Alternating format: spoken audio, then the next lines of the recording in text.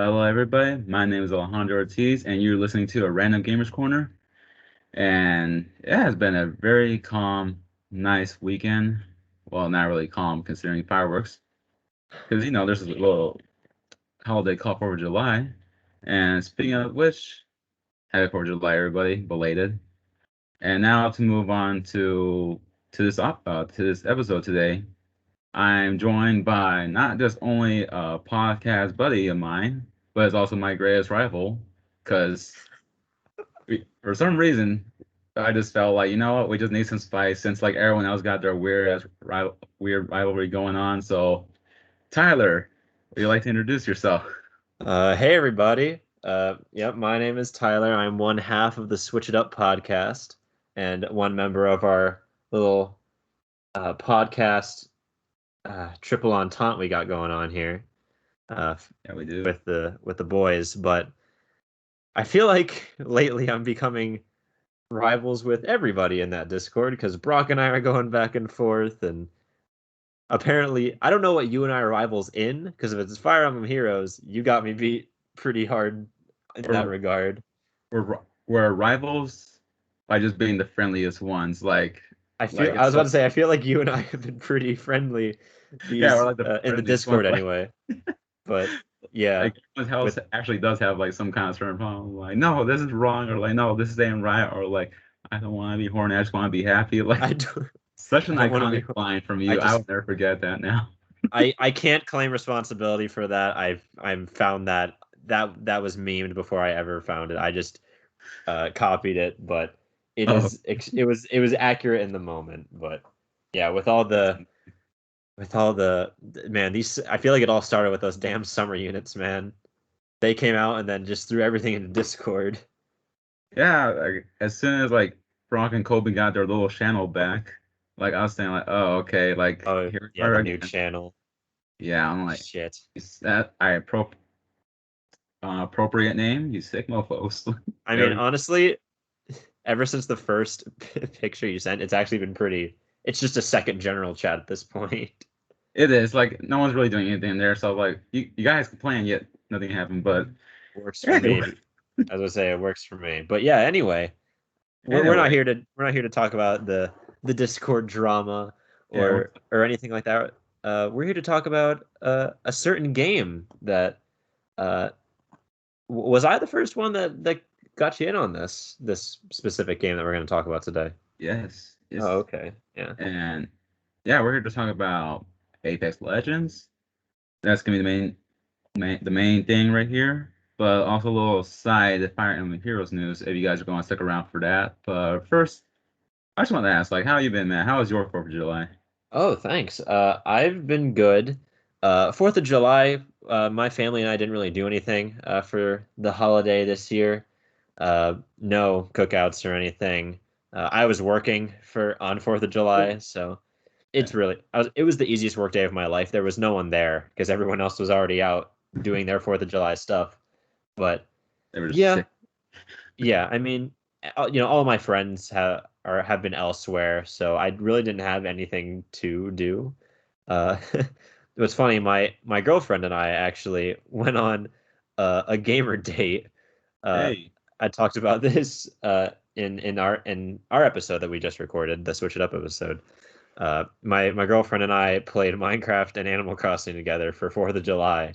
So if if that's not winning in life, I don't really know what is. that is winning in my book right there. But yeah, nothing crazy, but got to relax, hang out with my girlfriend and play some games. So uh, honestly, in my opinion, a damn good 4th of July in my book. That does sound I pretty good. was about to say, what about you? Did you do anything exciting for this Well, holiday of ours? before 4th of July, we just had like a big prom party for my sister, and also that was pretty cool. Like, kind of dance time bit, which was fair. Oh, wow. Yeah, cause I don't like to dance, but like when my girlfriend like asked me, I'm like, all right, I'll do it. But Tearing it speaking up of on the which, dance floor. Hell yes. yeah, also known as the driveway. Of course, But, yeah.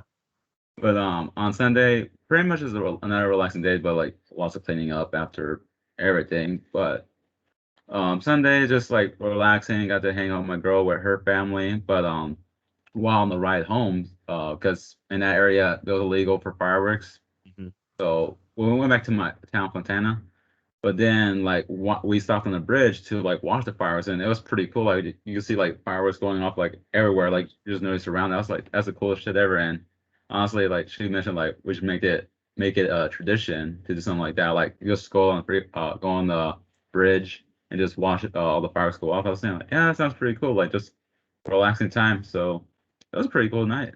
Jesus, that's fucking beautiful. What the hell, man? That's awesome. Like, oh, Hack that only where's it only lives in that kind of only thing that only thing exists in anime, but nah, I mean just make your own magical moments, you know?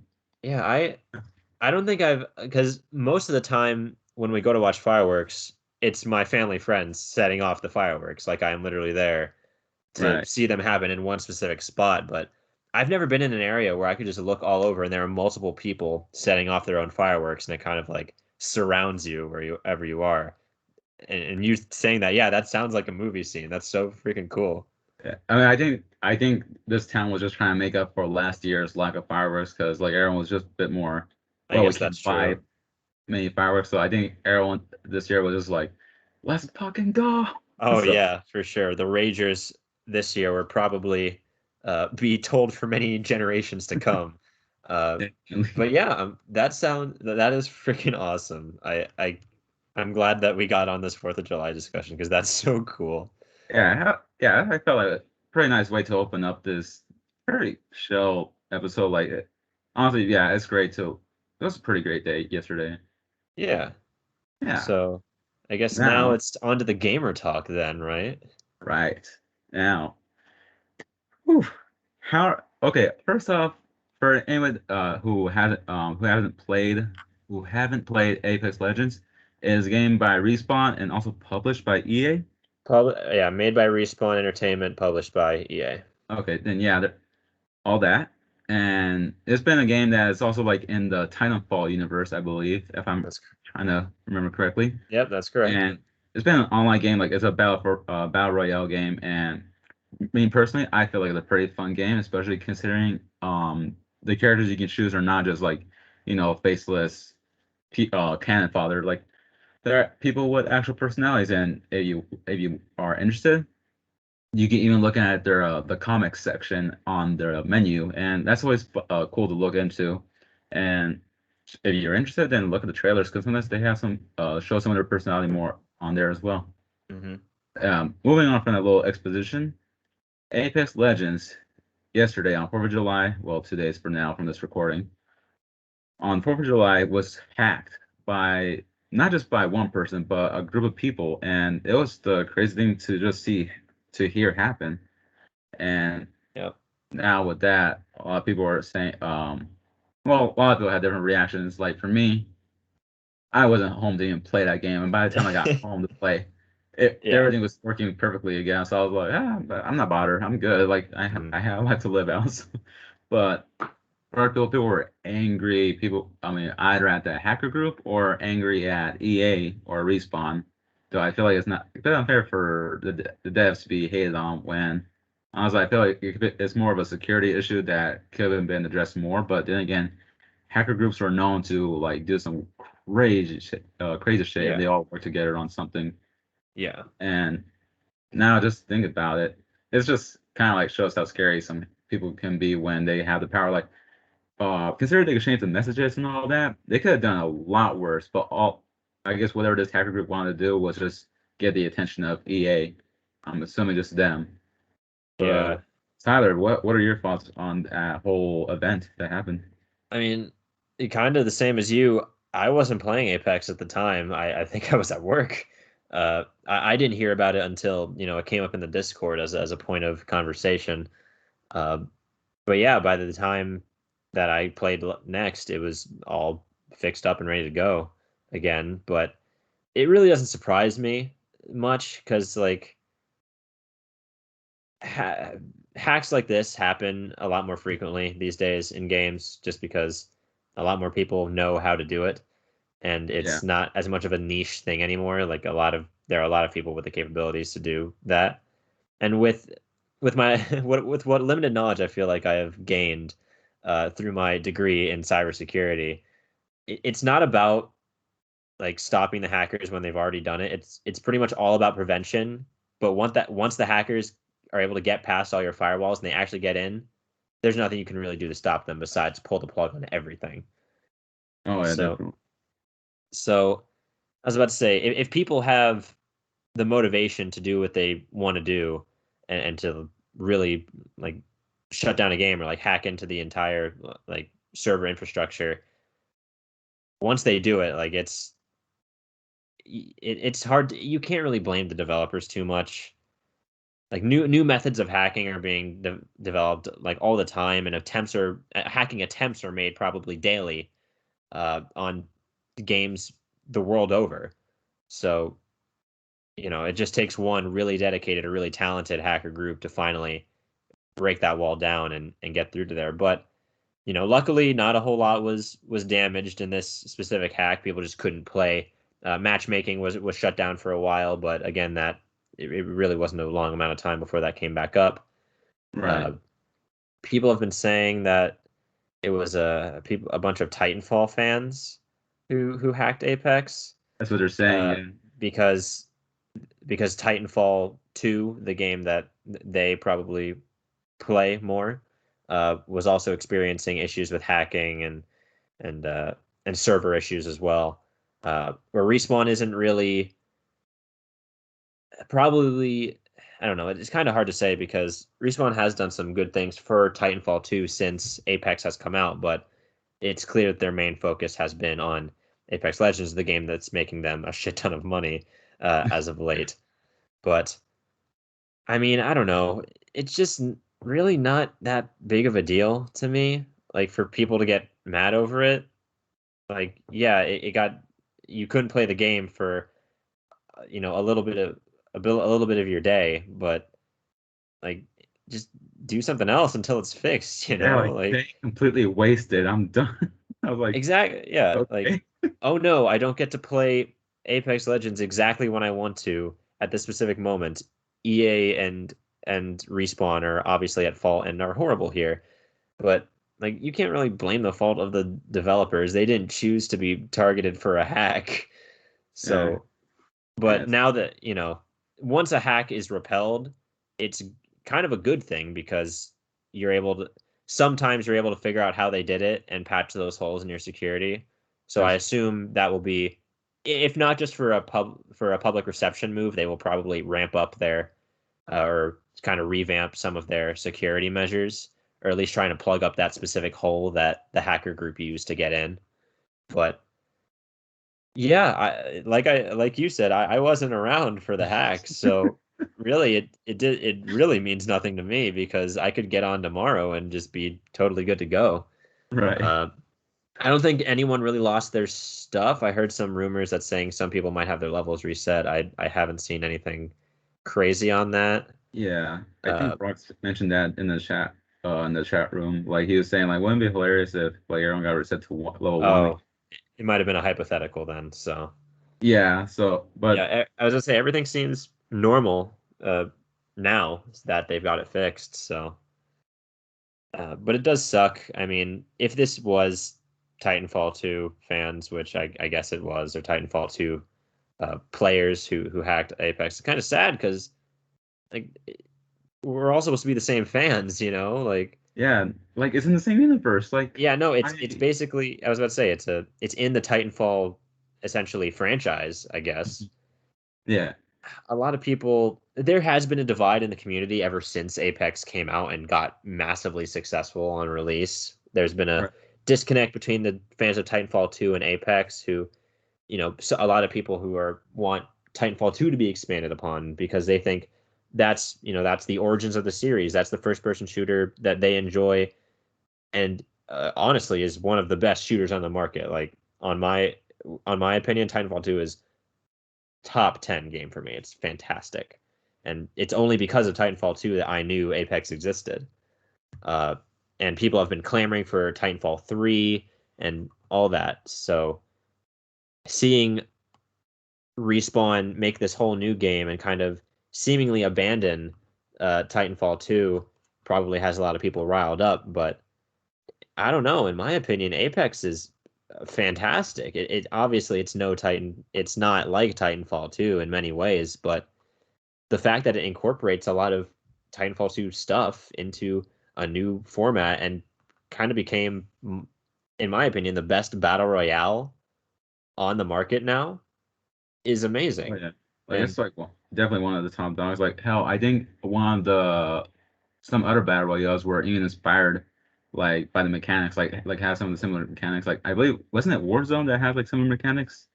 yeah, so both Apex Legends was the first battle royale game, or at least like the first in the modern age of battle royale games. I'm not talking like DayZ and like Fortnite. Unreal. Yes, Yeah. well, Fortnite, yes, because Apex Legends allowed you to respawn your teammates after they had died, which was huge in battle royales. Where Definitely. like if you like die early on, but your other teammates survive, you just kind of got to sit there and wait. You know what I mean? But Apex kind of mitigated that by allowing you to get a second chance at life, uh, Or third chance if you're or lucky. or another chance to die. Yes, which frequently happens because whenever the dropships are called in, everyone's like, "Oh, hey, it's an unarmed player. We can go and kill them easily." Oh But yeah. even still, your teammates can defend you as well as you come back. It's a risk to do it, but to bring a teammate back into the fold is obviously a huge deal. I think And it's what I for love the game. yeah, There's some strategy to it. Like you just like either like okay, I can respond in here, but I'm not that far away from the battlefield that this guy died on. But then unless you want to like unless you're lucky enough to be an Octane or some Valkyrie to be like traveling up fast Mach distances. 5, yeah. Yeah, and then like you gotta maybe want to like either respawn there or try to risk going to another respawn point where you have that risk where you have another team or or mobile teams coming your way and then intercepting you. Like there's always that high risk, high reward stuff. Like I always love that kind of thing in that game. So I think that's what kind of appealed to me so much about it. Yeah, I was about to say that the respawn beacons are just the one example of that and kind of the wider mechanics of Apex, but it was the first to do it. And I think both uh sorry. I looked at my phone and I saw Colby's name and I just blurted it out as I was speaking. Uh Fortnite was the first to kind of like after Apex came out, they incorporated their own respawn thing. It's exactly the same as Apex's, where you grab your teammate's sort of respawn card from their dead loot pool, and you go to a respawn van, and then you hold X on it, and then they'll come back. In Fortnite, you don't drop out of an airship; you just immediately spawn in with an actual gun as well, which is something Apex does not give you. You are with only your fists when you come back in Apex. It's for But kicks, yeah. yeah, Unless you and got your then special ready, like that at least has some kind of explosiveness to it.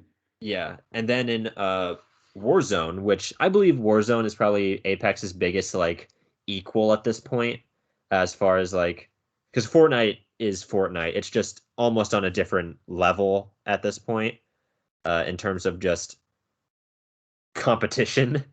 Definitely. But Apex and Warzone are pretty kind of they're neck and neck, I believe, in a lot of respects. But Warzone kind of how do I want to say this? Evolved the concept where when you die, you your teammates don't have to like pick anything up off you. You just have a chance to win a 1v1 match in the gulag. And if you win, you come back and the loser stays dead, which Yeah. is again a really cool concept uh, that kind of comes off of the respawn your teammate after death thing. Uh, I don't know, man. I don't I make fun of Fortnite for like yeah copying Apex like blatantly like that, but Right. with the battle royale genre, I think it's good to take that inspiration from your other competitors and try and incorporate it in different ways. I think Warzone incorporated it more creatively than Fortnite did, but I don't know. I think it's okay. Like everyone just takes inspiration from each other to just try and make their game the best that it can be, and I think the competition for that kind of helps make Apex and Warzone and Fortnite all better. But yeah, now we're getting off track from Apex. It's all Uh, good. But yeah, I just feel like as like healthy competition for like like some game online games to try to be having like the best features and such. But I feel like that's good. I feel that's good, healthy competition, not like just one game monopolize everything. Like, oh, you want to like have these kind of modes, you gotta pay extra with this battle pass. I'm like, no, like, oh, that Yeah, would yeah, suck so much. Like that'd be a dead game by that if for there's sure. something like that Yeah. to be done. Speaking of Warzone, how are you feeling after that whole argument yesterday with Brock though? Like, If you can even call it an argument, like well, more like you're trying to like talk some sense, or you guys were trying to see, trying to like, I don't know what that I was. Like he was like I saying don't know, like, man. We're just saying stuff. I just don't like arguing because we live in an age where someone can just say like uh can someone can just deny all your claims and act like they're winning the argument. Like they especially using don't Twitter as an argument. I was about Like, to say like someone it just evolves into just personal insults and obviously that wasn't the case in Discord, but I'm just saying like in a general sense, like right, I just hate arguing. I feel like it's just not worth it to go on to try and argue over a topic for long periods of time because even if someone makes is like trying to like their hardest to make points, the other person can just respond with like a can just respond with a denial response, right. and that makes the person who's like posting all sorts of evidence look like, oh, you're trying so hard to prove yourself right. I'm like, yeah, isn't that what we started this over? Yeah, And then like, he's like, oh yeah, I'm the cool one because I'm acting like I don't care about the argument anymore, because I'm losing. nah, I feel So it. So like I when was you, gonna say that's not pertaining to what Brock and I were talking about. We were oh just no, no, arguing over Warzone or Apex essentially. no, that's a simple Uh, back and forth thing. yeah, I was Like, gonna not say nothing serious. that's what we call joshing in the industry. Uh, Josh, I was gonna say that's what we call banter. That's I what like the that. word I'm thinking of. But yeah, even in that, like I was writing up. You could see it in the Discord. I'm like, I wrote up a whole paragraph, but it's not worth it. I'm going to bed. I was thinking sleep well, sweet. It's because I was I was thinking gonna like, say, well, perfect ending. Like I'm just going to bed. Like I'm done with this. yeah, but it's I don't know. I have never actually played Warzone before. Uh, I've never really had the incentive to. All right, Uh, I don't know. I haven't played a Call of Duty in a while. I think same. Call of Duty's fine. Like I would totally play another game if I had enough people to play it with.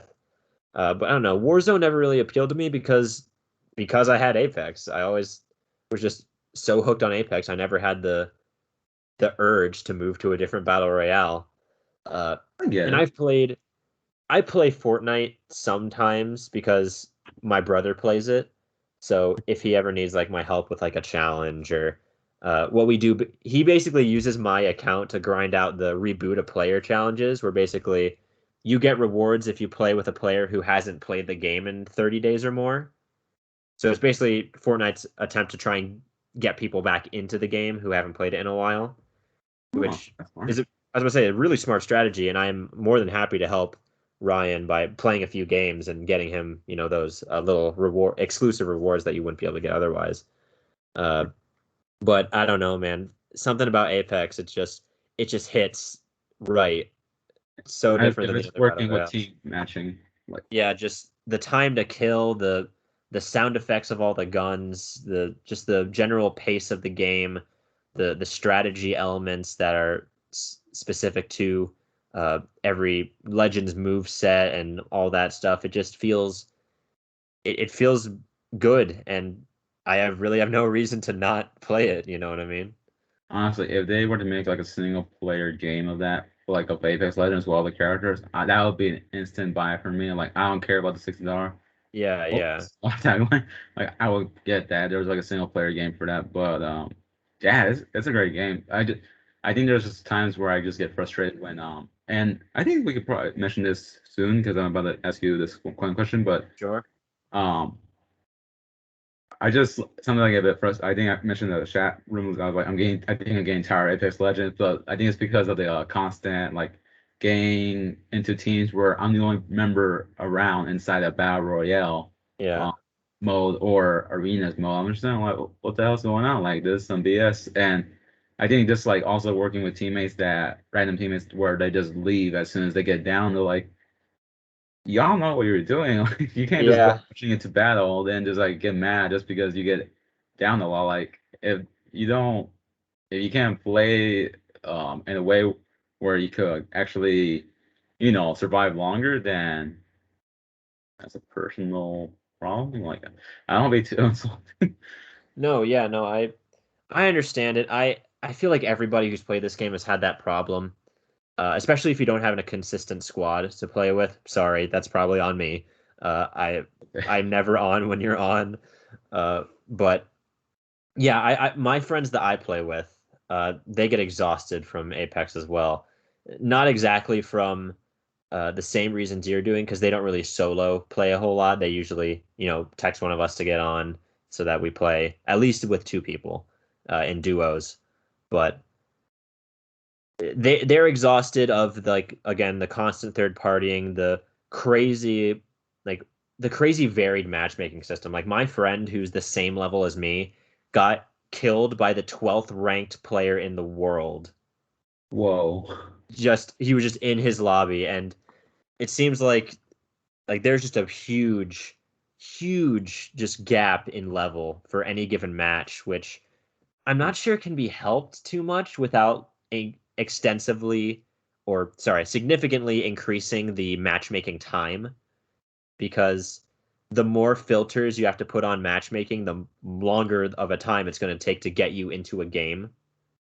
And I think the developers probably want to prioritize getting people into the game as fast as possible rather than making it so that everyone is on an equal playing field. That's what ranked is for. Right. So Oh yeah, exactly. Yeah. I was about to say if you're exhausted of playing Apex because of you're just getting killed by massive, super max level, crazy gamer gods, just go to ranked and it'll honestly be a more pleasant experience. There is a certain pressure of doing ranked modes with any game. I know Overwatch, back when it first came out, I was super stressed to play ranked because I'm like, I'm letting my teammates down, or like I'm not playing my best. It's my fault that we're losing. But for Apex, I don't really feel that way. Just go into ranked and like I'm playing on an equal playing field. Let's just Right. go. Like you just have to not care about ranked as much. And if you just play it like pubs, you'll just have a good time anyway. But I can definitely see where you're coming from with the struggle of the solo queue, going in with random teammates. Uh, being Having played the game since day one for me, it's just something you got to live with. You got to play around it, Yeah. Like when I go in solo queue, I do not play to win. Like I play to survive the first fight and then go Right. from That's for there. me at this point. And if your teammates are going in different directions, I'll just choose one and just not leave their side. And I won't try to go back. I'll just try and I guess go with the flow is the best thing that I can suggest to people like that who are having trouble with that. If you if you just kind of roll with the punches that are being thrown out by both your own teammates and the enemy teams, uh, I don't know. You just get into a loop where I feel like the moment to moment gameplay is so fun anyway that even when you only survive for like a few minutes, you can have some fun fights and you can like just have a good time playing around. Seeing what kind of teammates you get, I think, is also a cool. You never know what you're gonna get, and I think embracing that sort of just chaotic nature of solo queue pubs is pretty key to enjoying the game long term. But yeah, obviously, it's a game that you have to take breaks from. I feel like all battle royales are like that because Definitely. it's insanely repetitive. Uh, when you play a lot, like each game is different. You can land so many different locations that every single game is going to be different. Unless you're like my friend who only lands like 2 to 3 places every single map. Really. Damn. Yeah, I was about to say my friend complains that like, oh, there's nowhere to land on these new maps. He's a very much a purist, an OG player, if you will. So Yeah. he's loving like the return to the old maps, and the original Kings Canyon and World's Edge, Oh, they're beautiful, because man. Yeah, they're no, great. yeah, they're fantastic. I think they nailed Kings Canyon from day one. But even so, I am glad for the changes that they've brought. I really don't mind them at all. It's just I just see them as obstacles to play around as the game continues to evolve. Like the map changes, that's just something you gotta play around. But it's nice for them to bring back the old maps, and I think what they could do is make a separate playlist for like the legacy maps because so many people love them. But the developers have said many times that they're concerned about adding too many game modes to they think that would separate the player base too much. Because that's kind of an issue that a lot of first person shooters with so many game modes have is that the player base gets stretched out among so many modes that sometimes it's hard to find games for whatever mode that you're looking for. Uh, Right. but yeah, that's a big thing that the developers are scared of. So that's probably why we don't see a whole lot of game modes coming in and out of Apex, except for these takeovers that literally replace public matches. Uh, but yeah, sorry, I'm starting to ramble again. Yeah, no Uh, worries. No, it's great because honestly, that's also something I mentioned. Like when I asked you, you want to do this episode, was that just to see the difference between like me, a freaking new as hell player. Like I'm just saying, like this OG map for the first time. It's like holy shit, there's a lot of stuff to see. Like yeah, I, yeah, different colors other than just like a lot of white and gray for like the whole land thing. Even though there's also like pieces of land that looks like I don't know. Like sometimes it's like a floating city, but then there like you see some part that look like belongs to an island. I'm like, what's going on here? And then like now to be seeing this OG map, like there's a desert, there's a forest, there's a swamp. I'm just like, damn, this is crazy. yeah. I was about to say, I told you and Brock, like you're gonna be witnessing like the birth of this game. This is gonna be super nostalgic. I realize it's gonna be super nostalgic for a lot of people, but for some new people, it's gonna be completely new, and I think that's really cool. Just to see where it all began, and I don't know. Do you? We haven't seen the current Kings Canyon for a while. Like it's been out of the rotation since the season began. But how do you feel about the legacy maps? How do they hold up against the maps that you've played currently? They're updated versions, you could say. Honestly, I give me a bit of controversial, but I actually like to play on these original maps more because Definitely I don't know. definitely not controversial at all. You are definitely in the majority. Oh, okay, cool. Because like this is so cool just to see like all the different areas, and I feel there's just like a bit more of because like I feel like there's like a lot bit more tactical stuff involved. Because other than well, you want to get tactical with just like staying in buildings and like waiting out with traps and such, then I you can work with that. But like when it comes to this kind of land, like you gotta like try to hide behind trees or bushes and such like that. Like maybe you're waiting for a team to pass by, Mhm. or you're just seeing like all these different like even at the swamp area, like you got go beneath one of the I don't know, this The one of the steps, one of the walkways, porches. yeah.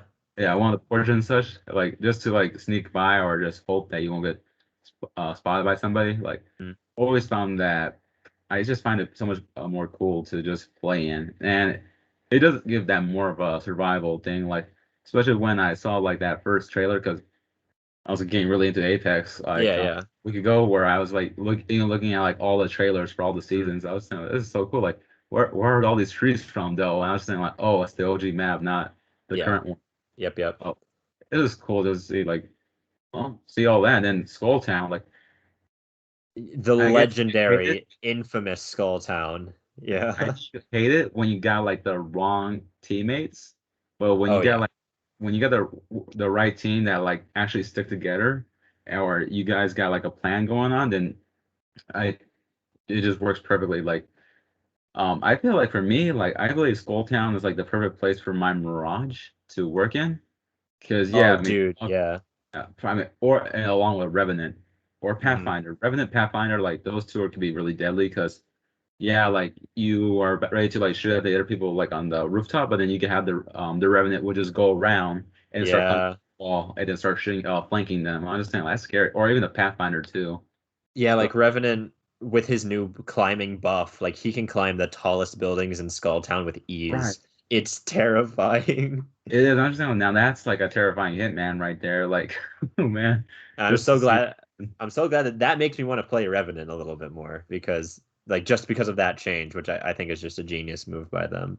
Yeah, once I get crypto, because I'm close to already unlocking the character, Let's go, Crypto Gang. Yes. yeah, because I'm thinking about getting Revenant next, but like yeah, like just crypto, like just seeing his ability to like use the drone, like I know it's gonna be some time to master it, but to use Yeah. it like go open up doors or to get someone's banner and then like able to recover them at Yes. respawn beacon, like I was kind of like that is broken as hell. Like just like he has like a bit of bloodhound, yeah, and just bloodhound like Yeah, being it's like survey stuff, but then also like have like a bit of the arc star within it by using yeah, with that the ability to, like EMP.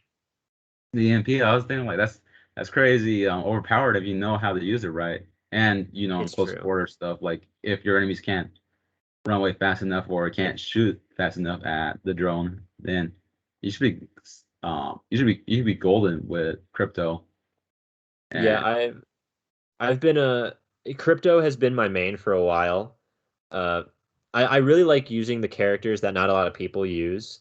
Uh, just because I don't know, I think just figuring out ways to use them, just kind of it's kind of like expect the unexpected sort of thing. Like I feel like right, by using these underrated characters, I have the element of surprise a little bit on my right. side. So like crypto, I got into really quick. It definitely took me a while. The friends that I play with really still shit on me for my use of the drone. Because like when if you are not using the drone, crypto is just a normal guy with no abilities. Like Right. he really has no combat abilities out. Like literally every single thing he does is with that drone, which I don't find terribly like inconvenient to be honest. Uh, it just makes it a different type of game to play, really. And you just have to have a different sort of mindset when playing him. I, I don't really think he has to be changed or anything like that. But yeah, Crypto is fantastic. I'm really glad that you're interested in playing him because Right. I love Crypto. He is great. But I've also moved on to my new main that I've been kind of rocking with this season is Loba. I Uh, noticed. Yeah, I heard about yeah, it. I was about to say I played with you and Nate a little bit, and you saw that she was like exclusively who I played. Uh, but yeah, I don't know, man. I just love Loba's ability. Again, like Loba has a thing, like her looting changes up the entire way that you loot places. Right, Like you that's can just go insane. in, you can get as much ammo as you want in a given area at a single point, and it just speeds up looting exponentially. And I feel like if I don't play her anymore, I've been getting conditioned to playing her so much that I'm not gonna know like what to do if I stop playing if I play someone else. I And I'm feel like, that oh with shit, I have 0 bullets for the first time in like 5 games.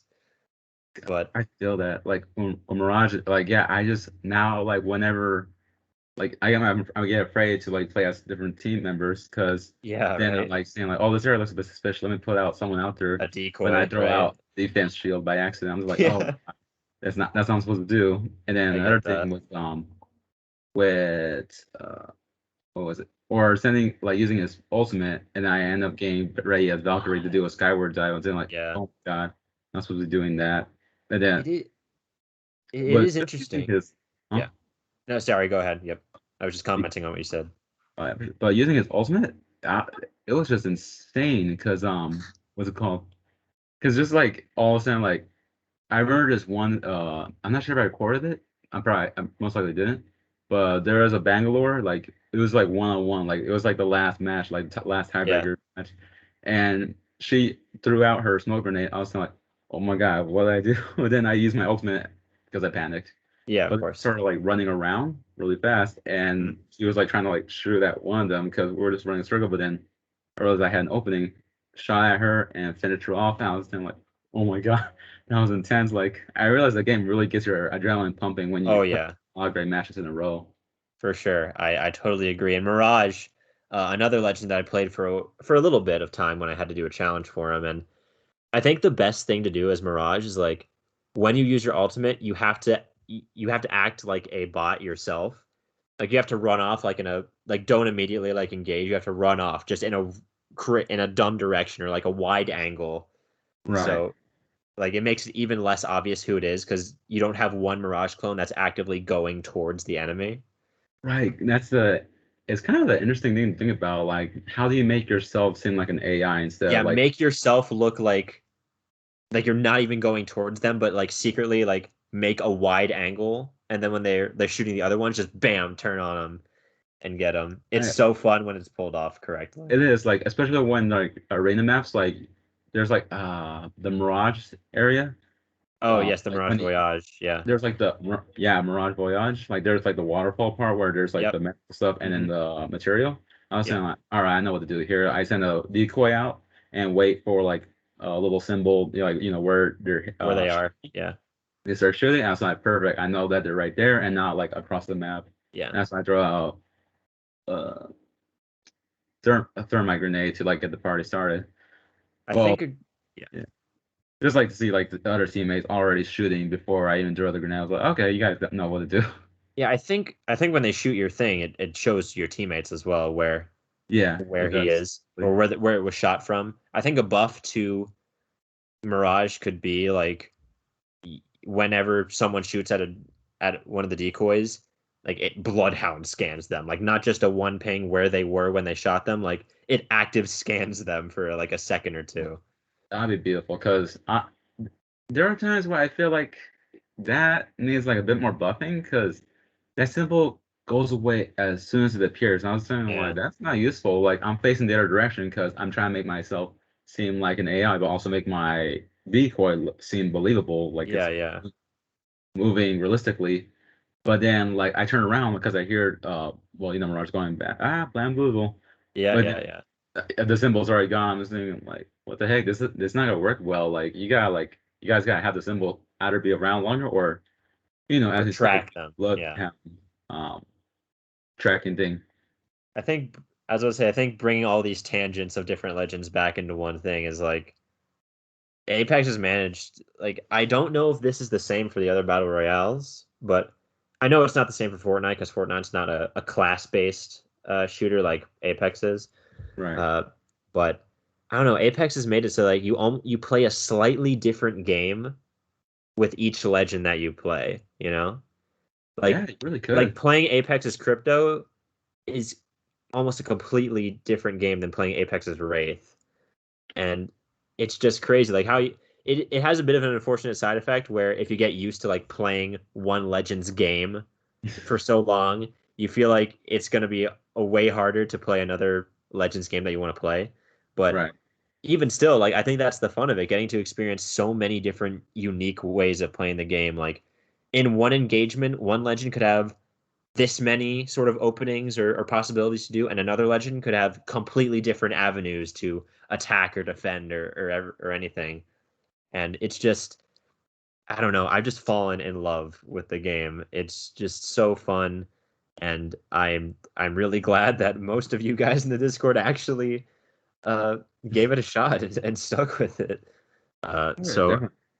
yeah, You I was see about to me say with that my spamming. that led us to having this conversation today. So Right. And yeah, it's pretty fun. Like I thank you for like recommending it to me. Like I said, like when that day, like Xbox said, like, okay, we're gonna make Xbox Live games. Well, at least the free to play games free to play. Like actually, you don't need to like Xbox Live Gold. I was thinking yeah, like, what did I play? And then that's you big. recommend that Yeah. game. So I was like, all right, I'm gonna test it out. And ever since then, I'm like now level 100. I Oh, you believe. made it to Yeah, level 100. Nice yeah, job. crazy. I was like, damn, Man, yeah, I was about to say you could level up fast. it's Holy arena, man. crap. It's arenas. Like that's I guess that's true. I wasn't I wasn't around back at your level. Arenas wasn't even out yet for me, so really, oh crap. And that's when Arenas is really recent. Arenas is this season new. what? Oh shit, then I'm Yeah, doing good. before No. yeah, before that it was just Battle Royale and nothing else, but the addition of Arenas is a fantastic addition. It's not my preferred game mode. I honestly, if they never added arenas, I probably would have still played the game for many years because I love the battle royale part so much. But arenas just gives a whole new longevity to the game. Like I main a completely different legend for arenas than I do in battle royale, just because it's such a different. It's almost like a completely different game. It Uh, is. Kind of like a CS:GO, buy your weapons. You only have a limited amount of resources to build your loadout, sort of thing. Definitely made for the competitive crowd. Uh, at least in my eyes, it is.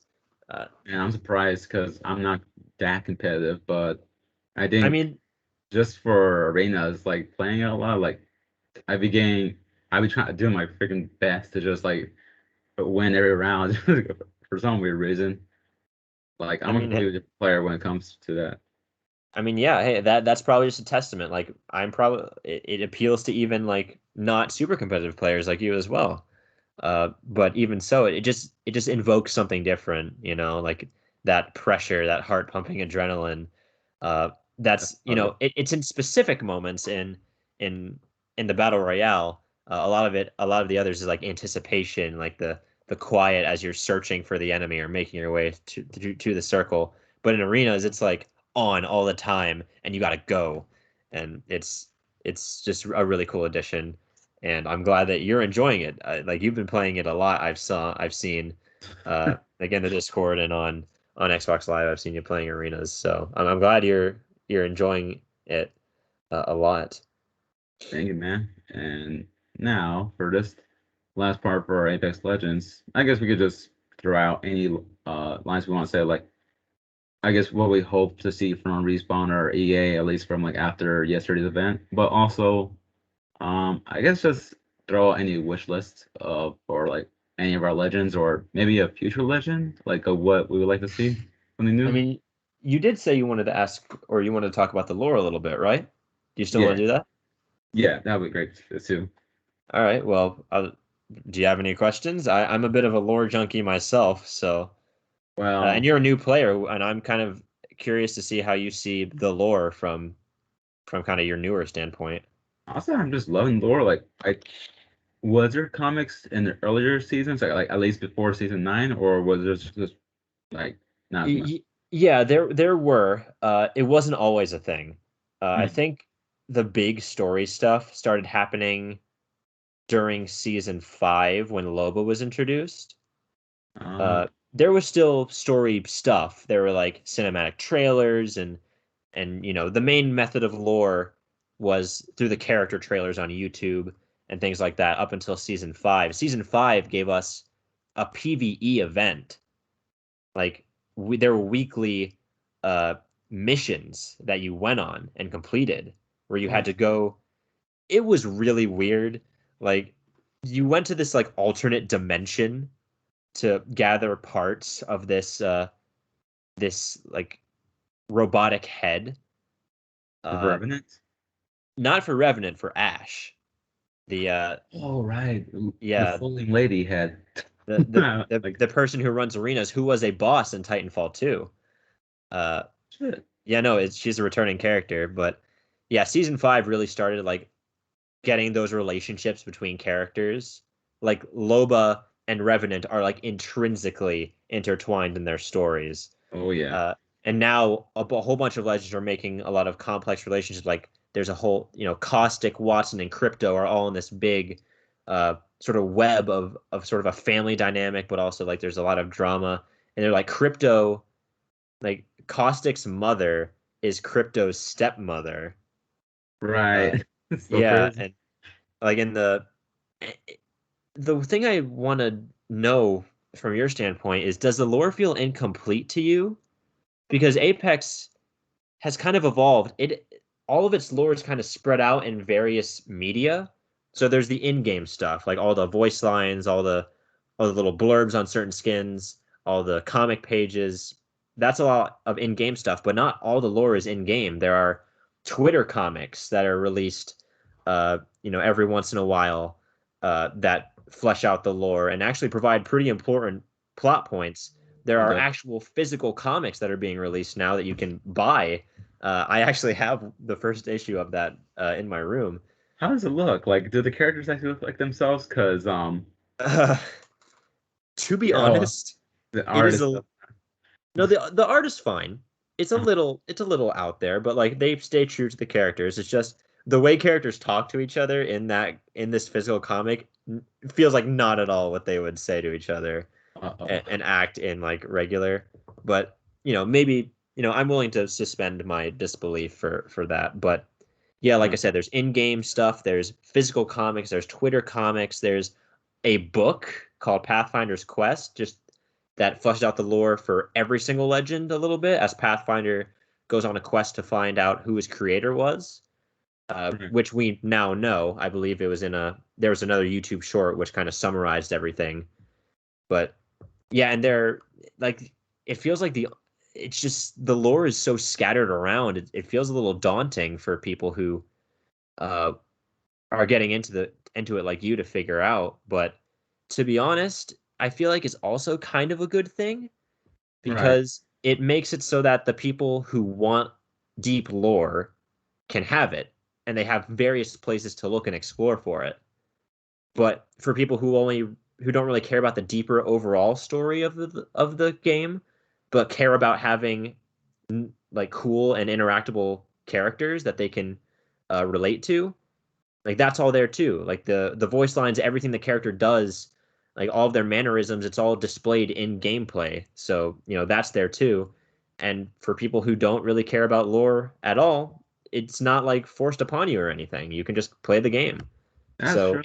it kind of draws in a lot of people who want different things uh, into the one big community, which I suppose would be, it has its ups and downs, but yeah, I wanted to ask you if there's anything about any certain characters that you want to ask me about that I might know, or anything that you're interested in lore wise that maybe is a little confusing that you might need cleared up. I don't know. I'm curious to see what you've been able to gather and not. I've been able to gather up some more, like a lot of knowledge from like just the characters themselves, like at least their relationships with like people. And um, one thing I want to say though, like after you talked about like how there's like a lot of lore spread everywhere, Hmm. and just like how even the comics, like they're like a bit different. I just Yeah. realized that, you know what?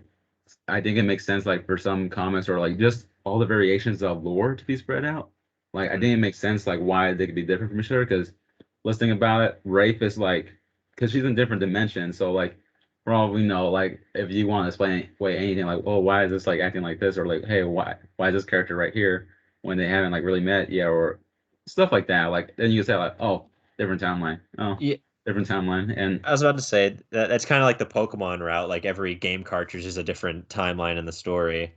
Uh, right, but I was about to say everything is part of the same story, but there are some inconsistencies uh, that's happened. that Yeah. show up. Like Crypto's age has been changed like 3 times so far, which very fitting of the character, to be honest.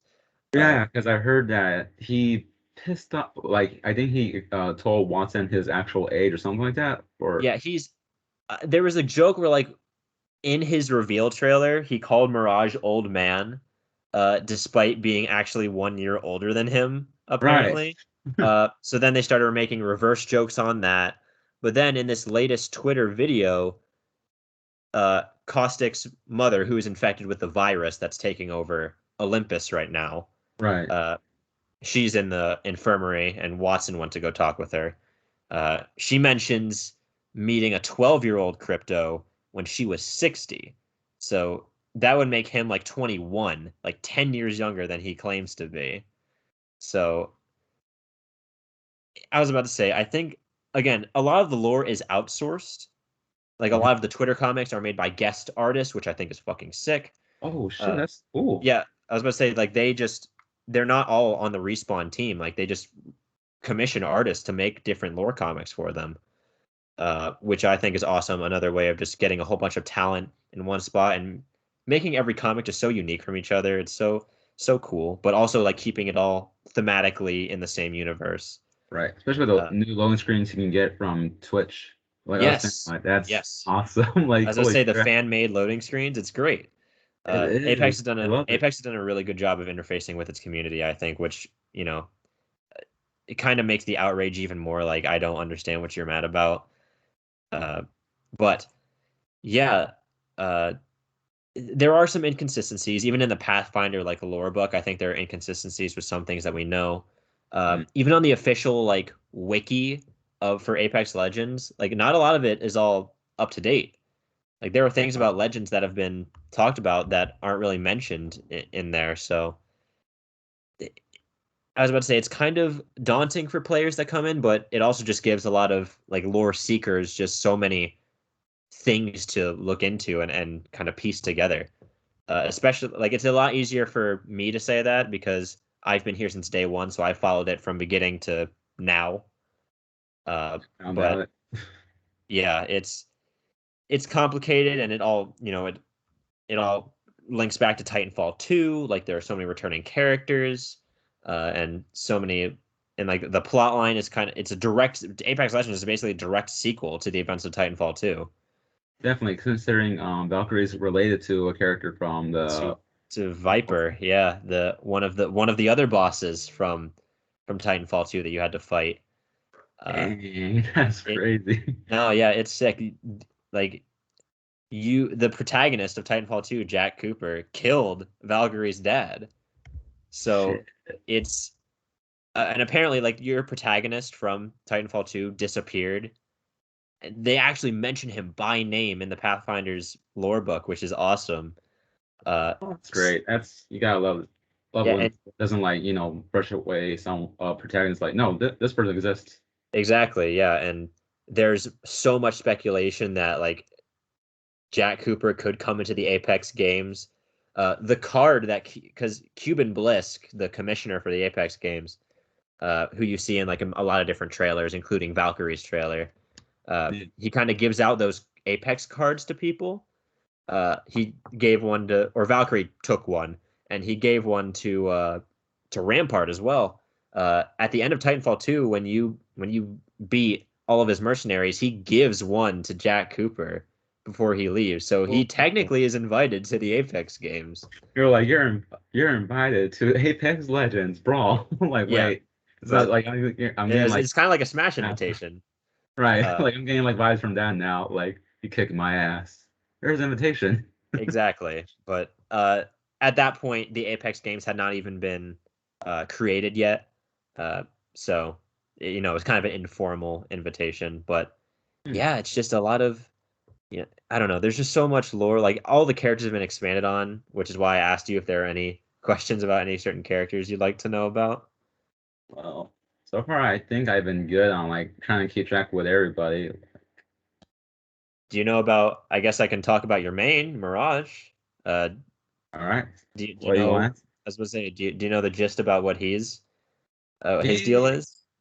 I know that his character is more deeper than just what his than was like he's more than meets the eye right there like Yes, yes. because it seems like considering that he has a not a mom we know it is his mom right Yeah, it's his his mom. It's his mom mom. has Alzheimer's I believe or Essentially, yes. yeah and, like she's like slowly forgetting him I was saying like shit yeah that could do something to someone and It's doesn't help with the fact that he lost his brothers or they're like MIA but like in this world yeah, I'm assuming they could most likely be killed and yeah, it's like he all by himself like with his mom like who he has to take care of that most likely doesn't remember him and what sucks that the personality he's putting out right now she remembers the real him but like even yeah. she's like forgetting the real Elliot and I was Yes. damn that hurts like to hear something like that. It cuts deep. Like his story is really sad. The heirloom that he has, I think his mom made it for him. Oh Uh gosh.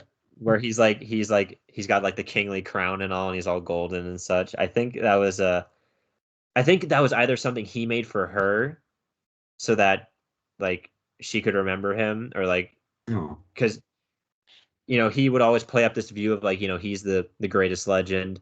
So he gave her that trophy to like kind of reinforce that for her. right. But yeah, he has at least one of his uncles is named Draws, and he was a character from Titanfall 2 as well. Oh wow. He was one of the 6-4, which is an elite group of Titan pilots that you fight alongside with. Uh, I think Davis and Draws are his uncles. One of them biological, another just family friend, Mhm. which is cool. His mom actually shows up recently in the lore, uh, like to see him face to face. You get to see what she looks like. Uh, him and Rampart are roommates. Uh, Oh God, no wonder Rod. I mean, Rafe is fit like, oh, I don't want like when she's reviving Rampart, yeah, she's like, oh God, like I wouldn't want Mirage to be mad about losing a special friend. Like because I know that there was like a bit of chemistry like in the first trailer, and ever since Yeah, then, like I was like, oh man, I can't wait for them to be together. But then like I was looking through TV tropes and idioms. Once again, great website for all look up a lot of stuff. yeah, But to know that they had something going on, like at least like a bit of flirting, but like will they not? But then Rampart came in the picture, and the Lobot also like came up. But then I think because she betrayed the team at one point or kept a secret, it was like that was kind of like a bit extinguished just a slight yeah. bit. I mean, Loba just flirts with everybody. Now Yeah. she's kind of actually like set her sight. Like she and Bangalore are an item. And Oh yeah. Valkyrie's coming in trying to be a home wrecker, which is kind of funny. Uh, Oh yeah, I saw that. I was like, damn, like they're like together, like in the comic, like, oh, if I knew like Pretty Woman fell from heaven or something like that, yeah, I would be here already. Like just I was thinking, like, Valkyrie being a uh, dick. Yeah, yeah, I know but she had a cocky attitude, oh yeah, for but sure. I mean, I she gets think, it from her dad. oh, okay, that makes sense. But I also know like there's like a bit of trauma with her, like just like Oh losing her yes, dad, and like that's why like whenever she's like even like relaxing in one of her banners or whatever, she's like drinking, but then there's just another where she's holding her dad's helmet. I'm like, oh, that's oh yeah, yeah, that's true. But you yeah, know, funny. Mirage and I was gonna say, a lot of people thought like, oh, Mirage and Rampart might be a thing, but it's kind of been explained as more of a sibling relationship because Mirage obviously lost his brothers, so Right. the relationship that he's been building with Rampart, his mom kind of like reinforces like you don't like you remember like you're kind of remembering what it's like to have siblings again. So Hmm. that's kind of the what's going on there. So Wraith is still the main candidate for the shipping sort of Shit, I hope. route. But yeah, Elliot has had a lot of interaction. Like he's kind of become one of the big poster childs of Apex or poster children, I guess is the correct word. Yeah, because Him, Wraith, and Pathfinder are probably the big three of I can see of that. just kind of the mascots of Apex.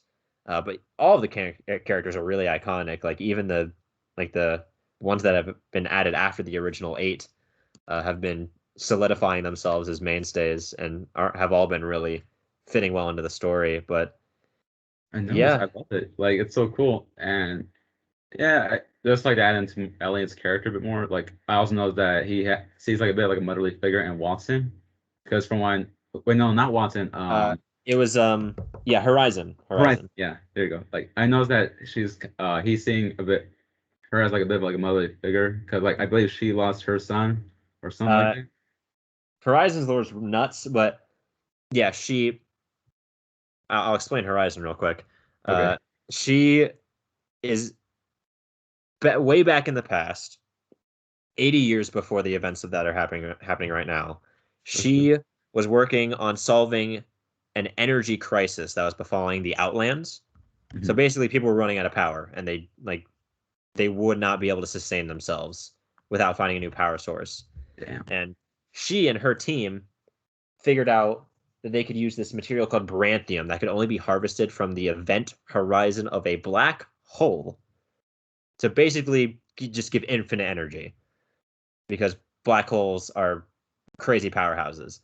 Yeah. Uh, and the team that she was a part of also included Pathfinder's creators. That's where Pathfinder came from. He was there to help research branthium and solve the Outlands energy crisis. Uh, so when Horizon went out to get the samples, her assistant, Dr. Reed, betrayed her, took the branthium from herself, cut off the cord to her spaceship, and left her floating towards the black hole and left. Damn. So if you don't know how black holes work, basically, if you're near a black hole, time gets really weird, uh, and time goes really fast for everything else except for you. So obviously, Horizon is super, super smart, and she found a way to get out of the gravitational pull of the black hole, but she had lost she the time that she came back in was 80 years in the future. That's In crazy. just like a day for her, 80 years had passed, and her son had grown old, started a family, and was already gone. Oh. So she now is trying to figure out the secrets of time travel to go back and be with her son again. Oh, damn. So That's yeah, her motherly instincts are just constant all the time because of her motivation. So I'm sure Mirage seeing that, and obviously the voice lines make it very obvious that it's probably like what he remembers of his mother before she got sick, Oh, yeah, that which makes sense. is incredibly sad. It is like sometimes heartwarming and sometimes just that's just sad. Pretty much every character in Apex has tragedy in their past. I don't doubt it. Like even the most cold-hearted one, Revenant, is like a bit of like a tragic guy because he's like forced to be that creature that, Yeah, well, I think to be a killer machine. Like even before, like like even then, he was like still a hitman, but yeah, like he now was a he's hitman, but wanted to he got die. he got his consciousness uploaded into a simulacrum, which is what those things are called. Oh, And okay. he's been around for 300 years. And now he wants Loba, his arch enemy, to kill him. But then Right. Loba took his source code, which is the only way he can die, and just launched it into the phase runner, and now it's somewhere in space and no one even knows where it is, so he can't die. Yeah, she kind of like screwed over a lot of people by doing Yeah, I that. But really don't know why she did that. Like, yeah, it was out of spite, but like, dude, just fucking kill him. right, like at that point, you kind of like won because this guy just wants to die. Like I was about to say just bite the no, bullet and just move on. But I know that's probably something that's going to be uh, expanded on upon later. Like, you could have stopped this if you killed me, yada yada. Because Revenant has vowed to destroy everything Loba ever loves and will love in the future. So that's fun. yeah, she Uh, kind of screwed herself over for the she future she stuff. really she really fucked herself over. Oh gosh, But unless I don't know. I'm thinking of some kind of villain that got trapped this way, but I'm probably wrong. But unless you think of some way where she could trap him in some certain hole, prison cell kind of thing, whatever, and he gets buried underneath it and he gets stays stuck there forever, like he cannot die, only stay stuck in there. Like, I mean, dark ass way to do it, but like, hey, yeah, of course. Apex Legends is pretty dark from what I've seen. Like, I've seen that trailer for like when he killed off her parents. So I was Oh like, yeah, dude. I was like, you know what? I mean, if they want to go that route with her, like taking Hmm. out the most brutal no revenge on him, Yeah. then hey, I'm all for it for whenever that time has come. But then again, it Uh, won't work because you know how he Revenant need still he needs to game. be playable. Yeah. Yeah, But speaking of simulacrums, quick thing about Ash. Remember that Dr. Reed assistant that I talked about earlier, yeah. as Horizon's assistant? That's Ash. What? Oh, Dr. Reed died. She tried to stop the rest of Horizon's team from sending out the Branthium to the rest of the Outlands. Uh, she brought in her mercenaries and she tried to stop them all. Pathfinder fought her uh, to save the scientists, and the scientists were able to use the opportunity to kill her, to oh, geez. kill Dr. Reed, uh, and her mind was recovered and uploaded into Ash. And before she became the director of the arenas, she was part of Cuban Blisk's old mercenary group in Titanfall 2, called the Apex Predators. That was what his mercenary group was called, and that is where Apex Legends came into play, and that's why the topmost rank of Apex Legends is called Apex Predator, That makes sense. and it has the original insignia as well, the skull with the horns. That was the old mercenary group logo that they had, and now Ash is back, and she's interacting with Horizon again, both both of whom presume the other dead, and now they're kind of back, which is an interesting sort of dynamic there. They could do so much. Like if they made like a mini series or something like that, that would be amazing to watch. Oh, yeah, people have been clamoring for like Apex Legends, animated series and or like Netflix deals and stuff like that. I don't blame them. That's I so was about to cool. say they've like even like just every single character has so much depth to them already, and I just it makes the game so much more fun to play. Like seeing this ongoing story that's not I think it's good that it's not just in-game stuff because you can only update that so much. Right. But by including outside media, you can continually evolve the story without having to like Strictly comics on the tab thing. strictly in one single place. It just kind of Yeah. expands your options and makes it easier to push the story forward on a regular basis. You know what I mean? Yeah, they're constantly updating like every single week. You're getting at least 2 to 3 new forms of stuff to learn about. It's like Yeah, this is exactly. awesome.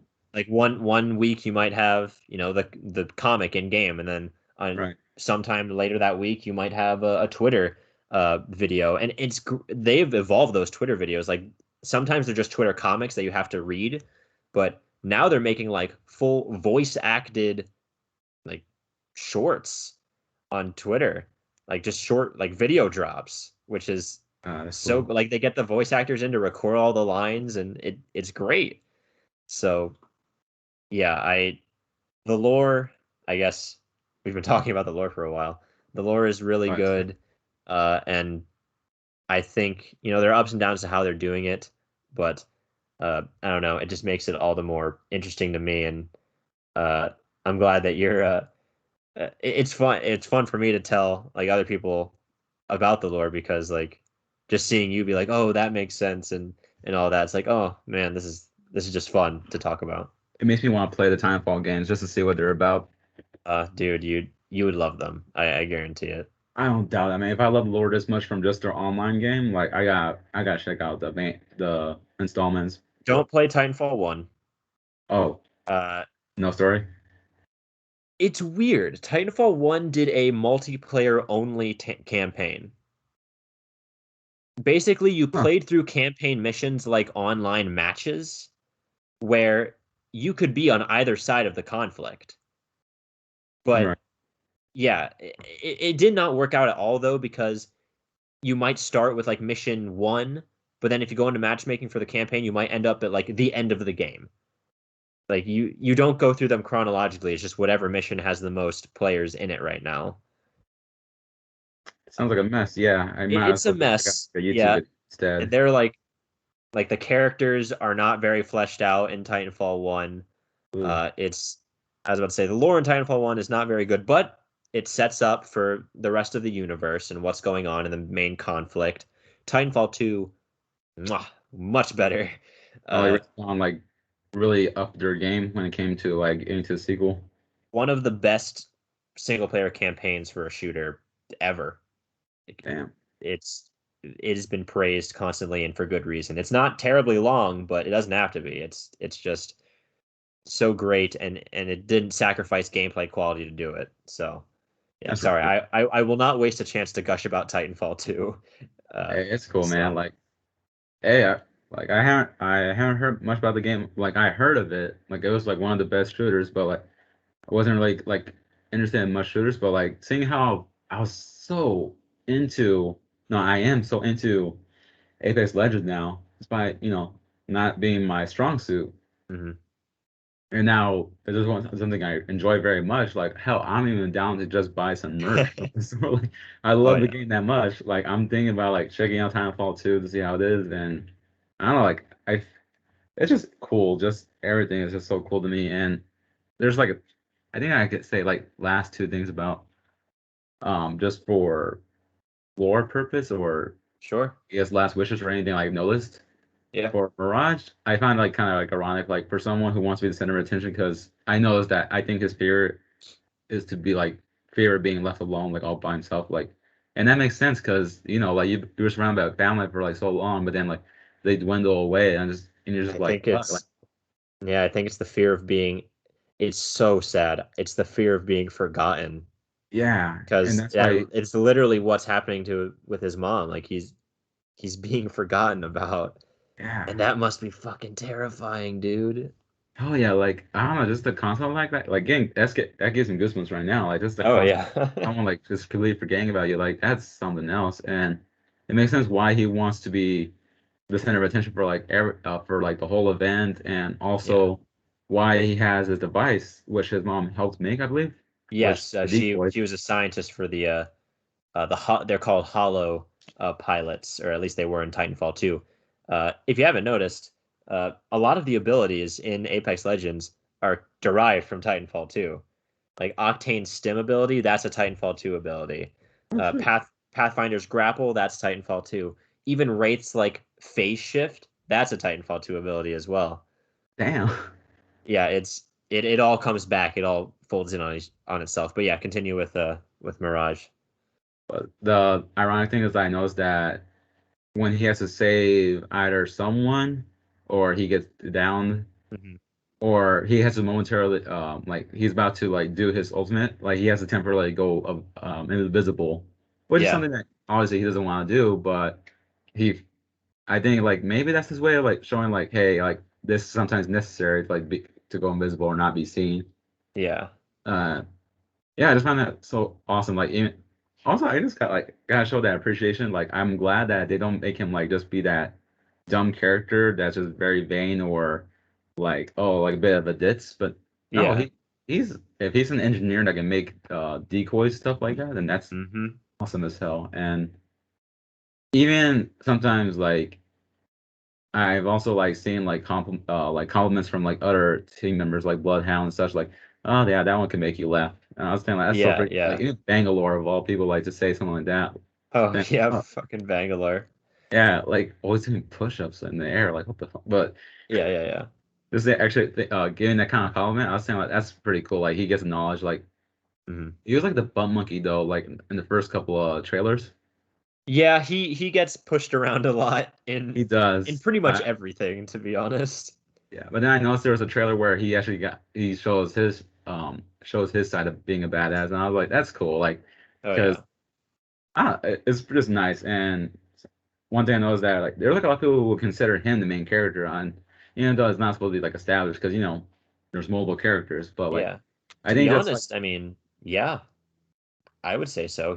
I think he's probably in the most amount of comics, and right, he has relations with like he has like complex relations with a lot of people, like with Rampart and with Wraith and with Pathfinder even. He has a bit of a sort of a complex history with, yeah, he was afraid to make friends with him because he's afraid of losing any more people. So I was telling like, God, he is such like that's like main character material right there. Like just right? for this one guy, like to be having so much going on with him, like Mhm. it's just amazing. I mean, it makes sense. He's voiced by Roger Craig Smith, who does a freaking amazing job. He's also, that's the voice of Sonic right there, so immediately recognizable. uh, but yeah, I mean, he's probably the funniest character in the game. I think Fuse is kind of right behind him, just for all the dad humor jokes that Fuse makes. Uh, God, speaking of Fuse, well, the dad humor from Fuse, I only heard one time from Costa like a dad joke. Like, what was it? I know it was something with the nature killing nature, something like that. Or yeah, something like that, like from when you go near the ship that's like infested with all the plants, yeah. and he makes a joke and then he starts laughing to himself. I'm like, did this guy make a dad joke? I was thinking like, what the heck? Like everybody, like I didn't expect it from him. As I say, even Caustic, just the absolute bastard of the Apex character, just a evil, evil guy, is even getting some deep character development recently. Uh, Right. Like, and I didn't expect that. Like, I didn't expect Revenant or Caustic to have that kind of characterization to them. So again, amazing work from Respawn from for doing so. yeah, the three characters actually that are in this comic that I have sitting next to me, uh, it's actually Mirage and Crypto are fighting Revenant. Really, Uh, that's pretty cool. yeah, I think Crypto is trying to like negotiate a deal to like get some dirt on the syndicate to try and clear his name. But the guy that he's getting it for like needs protection. He's like, protection from who? And then Revenant comes through. So like these guys are like off game. Like this is outside of the games, uh, and they're just they just run it. They just have to fight each other, which I think is again the how this comic is weird, but it's just kind of cool just for the I gotta check wackiness it of out. it. I gotta check it out. That's so awesome. And yeah, I noticed that Mirage is kind of like obviously pretty scared of Revenant because like I noticed Oh, that when he's saying like you're welcome because we know how Revenant is with his thank yous. with his yeah, with his voice lines. Yeah, like I'm not thanking you. I'm like okay, but I know that Mirage is like obviously scared of him, but like you would think that he would be scared of Costa, but like no, he's like whatever with him. Like even he won't show Yeah, fear to him. I was saying like okay, that's pretty cool. yeah, Like the serial killer, yeah, obviously I understand, but like you're talking about the creepy guy that will show up in a poisonous gas. Yeah, I will understand the fear too, but no, he's like, no, I'm not gonna be scared of you. As I say, also a bit of a serial killer, but maybe maybe a little less so than Revenant. And that's still not saying much, but Yeah, because yeah, those two are like the most obvious of evils. yeah, super bad guys. But Yeah. yeah, I think that's about all I had. Uh, FEH? as far as upcoming legends go, because I know you talked about that. Yeah. Like I said, a bunch of Titanfall 2 characters are wanted. Jack Cooper, Ash herself could join. Hell, even Blisk, the commissioner, has been rumored to be added to the game at some point.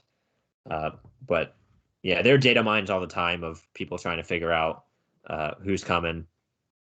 Well, And whoever shows up, so I'll be. yeah, I mean, something that has been kind of increasing in popularity is people making their own legends.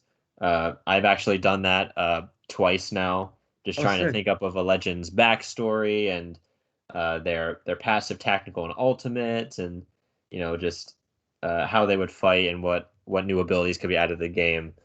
Uh, so yeah, I've done two of those because I think it's a fun exercise in creativity to try and get my brain moving. But yeah, Pretty cool. I'm thank you.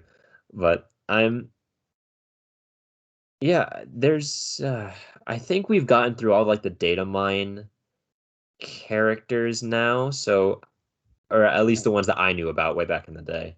What's up? I have one interesting idea, like who could be a new legend. Sure. What if one of Mirage's brothers came into the game? Like, I'm pretty sure that'd be fucking wild, and just I'd be so damn interested to see how Mirage would react to like seeing his brother like be back. Well, at least one of his brothers be back from like being MIA. Or like, holy shit, like that will add some different layers to like his story and pretty much solidify more of his standing as being like a Main character. character.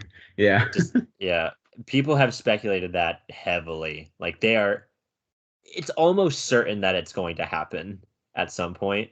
it has to.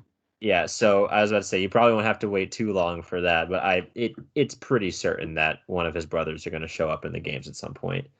Yeah. But it's crazy. Like the developers, I love how open the developers are about the developmental process of the making the legends because they talk about like Valkyrie was planned like way back. Really? Like Wow. I was about to say a lot of these characters have been uh like planned since the beginning and they're only now just coming to fruition. And a lot of developers are like, this is the character that I had the most work in, so I'm excited to see what you guys think about it. And like there are different like developers on Twitter that are like, I'm really excited for this. Like it was season 8, like when Fuse came out, and Right. people are like, it's only just getting started. Get ready for season 10. Like they already have that content Shit. ready to go. That's so And cool. they show no signs of slowing down. So they like know when the big stuff's coming. So like we're almost like we're not even seeing everything they got. They're throwing the best at us probably soon. So That's perfect. I love to hear it, and it makes me feel reassured. Like, oh, I don't want to get into this game, and then like hear like in the next 2 years, like, oh, this game may be going down. I'm like, what? Why? I just got into it, but yeah, this yeah, like they're getting ready for future seasons. That's so damn awesome, and yeah, I'm glad to hear it. So in the future update, if they want to add a buff, I would suggest like having Bangalore's smokescreen thing not be an issue for her teammates as well, because I mean that's just something you got to work around. yeah, because Caustic's thing, his ultimate ability of gas thing, I find it cool. That okay, other teammates were like good to go, but the most interesting thing I found was just that an enemy Caustic won't be affected by your gas trap. I was like, Yep. oh shit, that's a way to Caustics are just combat. immune to gas Yeah. across the board. I found it pretty interesting, and I don't know if maybe they want to be crazy. Even though I know they're like the buffer, which is stupid, but what if they made like for Watson can't be affected by freaking electric? I mean, Arc stars? like if that were to happen, I'm pretty sure like oh again change the battle, change up the strategy once more. Yeah, I mean, I don't know. Watson's weird. Buffs the they're kind of apprehensive. The developers have been, Hmm. at least back in the day, they were pretty apprehensive about changing a lot of legends. Uh, and like for adding the new legends, they were apprehensive about making them too strong. Like when Horizon got added to the game, top tier immediately. Oh, But that I mean that black like hole is scary as hell. yeah, I mean everything before that though, like most of the legends that came before her were usually pretty underpowered, and then they Hmm. had to buff them up after, like in future patches. But now they've kind of swapped and added, and they've kind of gone like, okay, let's add in the characters strong so that people want to play as them, and then that should be easier to adjust as needed Right. later. Because one of the big selling points of Titanfall 2 is that if everybody's overpowered, then no one's overpowered. True.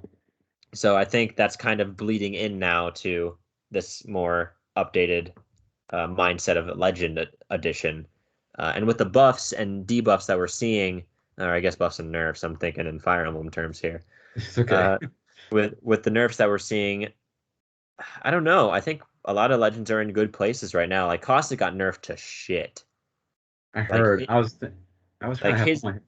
like his gas used to do so much more damage, and you used it used to be as thick as Bangalore smoke. Like it was nuts. But now I can revive my down teammate in a caustic ultimate and still have time to go get lunch before I go down to even close to death. Right.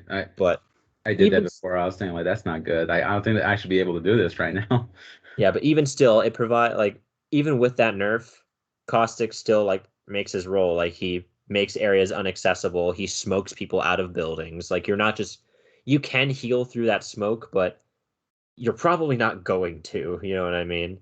Yeah, especially when the enemy will not, especially when Caustic and his allies can like know where you are. Then no, fine, go Yeah. hunt. Oh yeah, because in the gas you can see them if they're in the gas, which or at Yeah, least Caustic can, yeah, he but can. But like, yeah, your teammates can.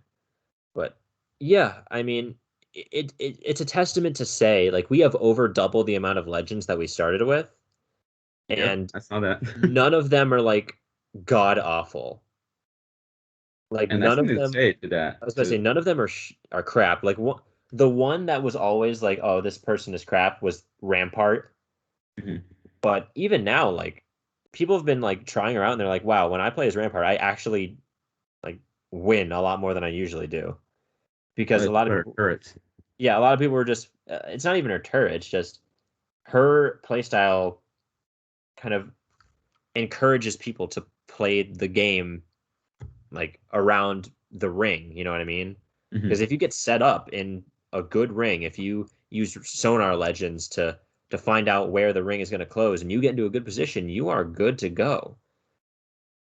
that's true. So like there even that's starting to come around. Like, Rampart's actually pretty dang good, and she's gotten some buffs as well, to her shield damage and to how much damage her shield can take before it gets obliterated. But yeah, Rampart's like fuck me up all the time now. I'm So not. I mean, shit, I had to use my Mirage to like fake her out while I go around and try to flank her as best I could. Like, well, people who know how to use the ramparts, they can be really deadly, especially if they got like the indoor advantage. yeah, like even Mirage is considered actually to be lower on the tier list, to be honest, in terms of power.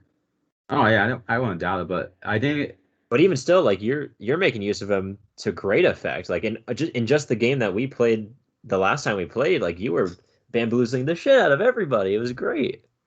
I think that's why I fit with his playstyle so well because I don't think there's like a specific playstyle that people are used to this kind of character, which is well, I think what they call is confusion fu instead of kung fu. So it's all Yeah, about yeah, yeah, using yeah. everybody, and I think that's what I love most about like because I'm not sure if I mentioned this with Nathan in the podcast episode before, but Yeah, yeah, we would like play games like the wrong way from time to time, or just do some weird shit like that could confuse the AI a bit.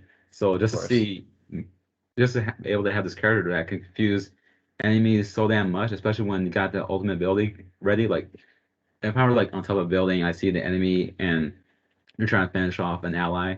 I can jump off, use the ultimate ability, and then now like you got like a bunch of mirages circling around you, and they're all pointing at you, and you're like, Yeah. and wondering like what the hell, like who did I shoot?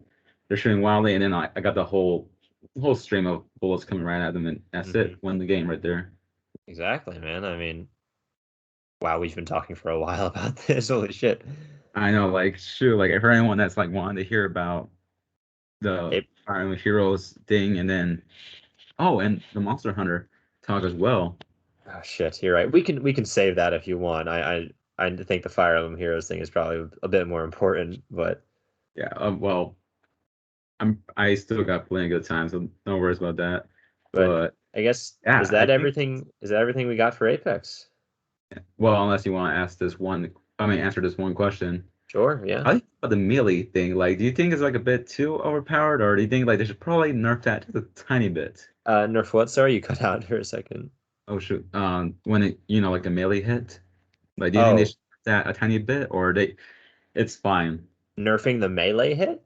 Yeah, Um, I don't I don't think so. I don't think anything's ever been done to the melee aside from, giving basically melee skins in the form of the heirlooms. Do you right. think the Well, melee is overpowered? no, it's because I mean, I was thinking like I don't know what people were talking about. Like I don't think Melee's hits are like that bad. But then like I had like a good set of bars of shield, and I got taken down with just four melee hits. And I was like thinking like what the hell's going on? Because I was getting hit by two components at once. I was like, damn, just four? That's it? To But be then honest, yeah.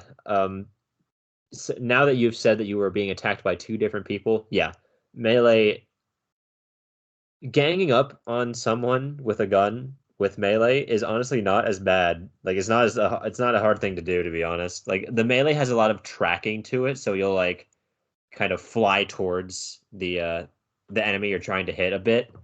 oh You yeah, can still miss, but like it gives you a bit of like it has a pretty good amount of range if you're in the right sort of spacing with your enemy. range Because and like damage. even when someone's like sprinting away from you at full speed with their weapon sheathed, I guess that is the right word, weapon sheathed Yeah, or weapon yeah, it's holstered, okay. I guess since they're guns. But yeah, with your weapon put away, like if someone just keeps meleeing you, you will keep getting hit no matter how fast you run, and they'll Yeah, keep I like feel like maybe tracking the onto range. you. Maybe the range should just kind of be calmed down a bit because I was Yeah, thinking like they're like going like 10 feet across. I was like, what the hell? Like yeah, I yeah. saw my teammates doing that one time. I was thinking like, damn, like that's a Bruce Lee kick right there. Yeah, you get a lot of range on those melee hits. I feel like it's okay because really you're not going to find yourself in that situation too often unless it's like right at the beginning of the game. I don't know, Uh, man. I mean, it happens to me like nearly every single battle royale map. Like, no matter some what, like it's then some people people are must be swinging. styling on you then because I haven't had a melee problem in a while, but I mean just because of the crazy movement that you can do in this game, like some characters can phase out of existence, some people can literally double their speed in an instant. Having a Yeah, that's true. melee like that to give you a fighting chance, like if you don't have like if you get unlucky and you don't get a weapon or something like that. And the melee also has a bit of like knockback, so you can like punch people off ledges, or like I've had people punch me off the airshift or off the Shit. airship um in King's Canyon before, or off the train in you know what I mean, World's Edge. I can't think of the names, It's but cool. yeah, I think the melee is fine. I think it kind of has to be that way. Uh, Yeah, I mean, and you just gotta have the perfect usage of it because even I sort of get a kick out of it at times. Like, well, not pun intended, but anyways. yeah, But I know yeah, that there are times where like I'm like trying to like reload. I'm like we're both on the last bit of help. I'm like, oh, you know what? Freaking jump kick, and that's it. I won the game. Like, oh, damn, and that worked. And it's incredibly satisfying. I agree to just kick the shit out of someone. God, it's amazing. Like, shit. I mean, if you have more first person games with more kicking like that, the world would be a better place. It would be it would be a great way to just get. It would be a great stress. It would be like a stressor or a de-stressor rather. Uh, Especially when that one video I posted on Twitter where I just freaking obliterated Revenant off of the yeah. staircase. I was saying like, damn, like that was more brutal than it should be. Yeah, I mean melee is just. I mean, the melee is just fun, to be honest. So I don't think they should do anything. But yeah, you really gotta keep your cool. Like Yeah, it is scary when like multiple people are trying to melee you at once. Because right, like they look like, oh, they're far away, they can't hit me, and then they're like right up in your face as they home in on you. right. You So got like dodge, right. I was gonna say it's not super hard to like dispatch them, but it's just the fear that kind of like messes up your aim and or like you need to reload and you don't have bullets and they get like two extra punches on you and that's 60 damage. Like that adds up Right, it does. because like 30 like every hit is 30 damage. So God, like three hits and you're almost dead. that's at pretty much how least it at goes. least without shield, Yeah. Wow. Now we can get on to the Monster Hunter talk. This time, I think you should take the bit more of a reign here because I know there's more of your playing field. And what do you want to know? Like what do you want to know from my thoughts about the game itself? All right, all What right. did you Well, think so far? as I say, you've played Monster Hunter Story. We're talking about Monster Hunter Stories here, Yeah, not Monster Hunter not Story Rise or anything. 2. Yeah, Monster Yeah. Hunter Stories too. So, have you finished the demo? Is my first question, or are you still No, I playing? haven't finished it, but I love it already. Like, if it's more of a play style when there's strategy involved, but also the rock, paper, scissor mechanic thing is kind of like, Yeah, oh man, it. I don't know. Like, if you are able to like at least, I don't know. I was thinking like, fuck, I'm gonna be so screwed here because I don't know how most of the types of these monsters are. But then I started thinking like, wait, just look at them, and maybe I can get some.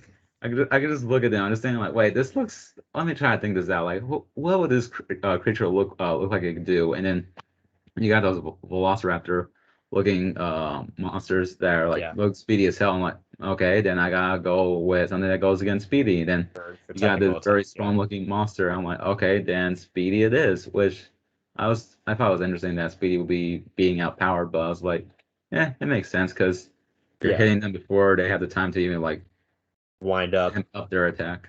yeah. As a Monster Hunter, as someone, I'm not going to say I'm a veteran. I've played two games. As someone who is more versed in the monsters of this world, it's really cool to see how they translate into an RPG format. Because I'm trying to predict, like, okay, I've fought this monster dozens Right. of times in a separate game. How are they going to attack here? And I like how like it's kind of the same for you. It's just you don't have the same experience with the monsters themselves. You're just looking at them and trying to figure out what they would do, which I think is really cool. You start to learn uh, the monster since you're going to have to fight them multiple times. You kind of learn their patterns and you learn what they can do, and it's just really cool. I can't imagine how it's like seeing these crazy things for the first time. Oh my God. I was at first I was like, okay, I cannot like back down. I got this. I just gotta like use my intuition. And for once I didn't try to make a joke about my intuition. I was like thinking, I play video games. I know how some of these creatures would attack by looking at them. Yeah, But then there was like moments when I got to that part where one boss monster was able to like get into a rage mode where it diversified yeah, the attack mode. I was yeah. thinking, shit. Like, okay, now I gotta like figure out what to do. But I healed myself and everyone took it out before I even had the chance to attack. So I was Mm. like, oh, okay, never mind. I mean, it was already low enough as it is. Yeah, I also like how uh if a certain monster is higher level, like you won't be able to see their health bar when you're Yeah. fighting them. But like when it gets low, you can see like, their mannerism changes. They kind of get tired. They got like drool dripping out of their mouths and you can see like they're hurt. So that's kind of how you know like, oh, Oh, wow. I'm close to taking them out. That's the same thing in Monster Hunter proper as well. Mhm. Whenever you get a monster down, they will like limp and they will show wear and tear. Because there are no health bars in Monster Hunter like Rise or World or anything. You Mhm. just kind of you got to go off of like the monster's mannerisms to see whether or not it's close to being. My mic has been far away from me this entire time. I hope that didn't screw anything up. No, yeah, Uh, I've been hearing you fine. okay, wonderful.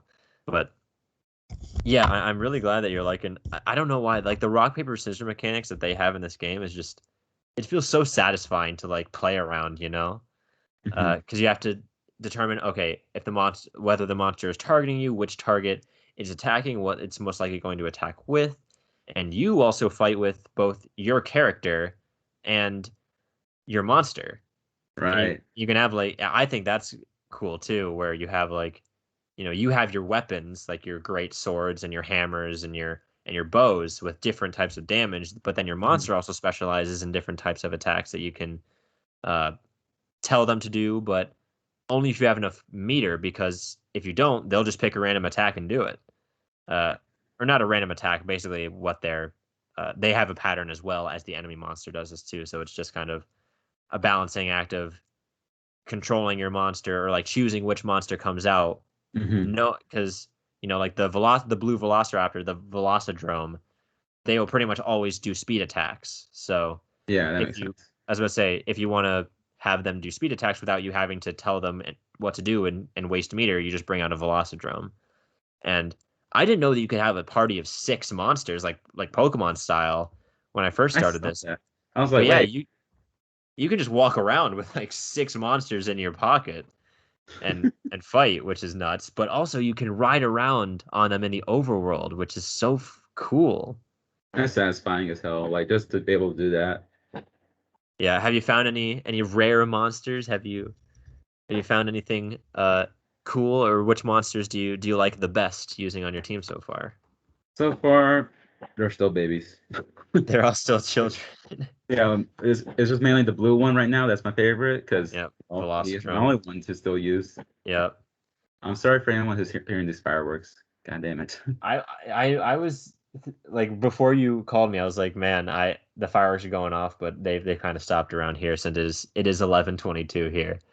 But It's still 8:22, so the night is young for these folk. But yeah, I'm pretty sure my family won't mind me talking. But yeah, I'm glad to hear that you're liking the demo. Where are you right now?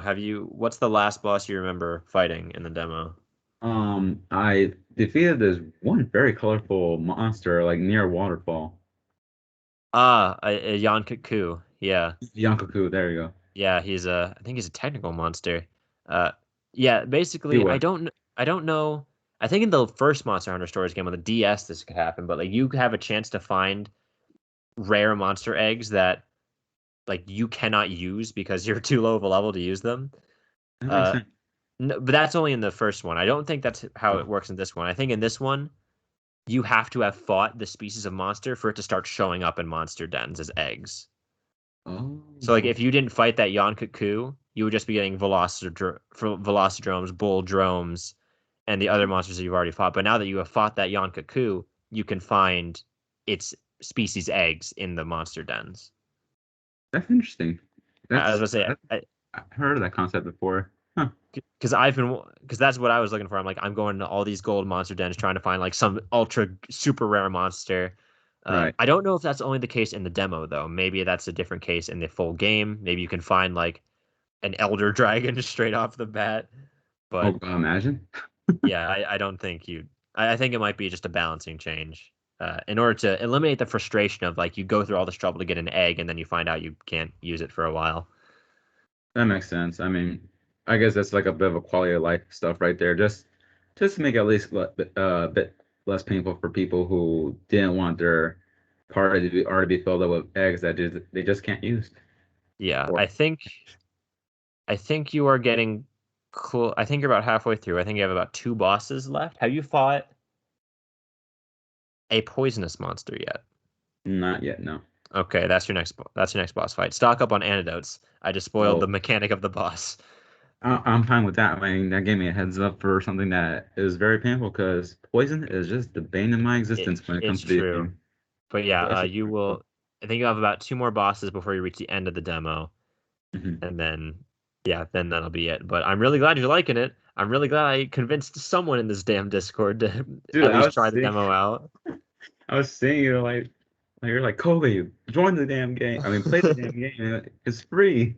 And he was like, no. I was like, well, like, why? You don't have a reason. And he's like, I don't want to play it. That's my reason. I'm like, damn. Like, My trusted, my co-host, my best friend since birth, my oh, Nintendo confidant, and he betrays me like this. he was like, no, I just don't want to play. I ain't vibing with it. I'm like, damn, like that's a first. Like, don't worry, Kobe, I'll play. But yeah, like this game is also going to be co-op, so like you and another friend can just walk around in the overworld and fight monsters together.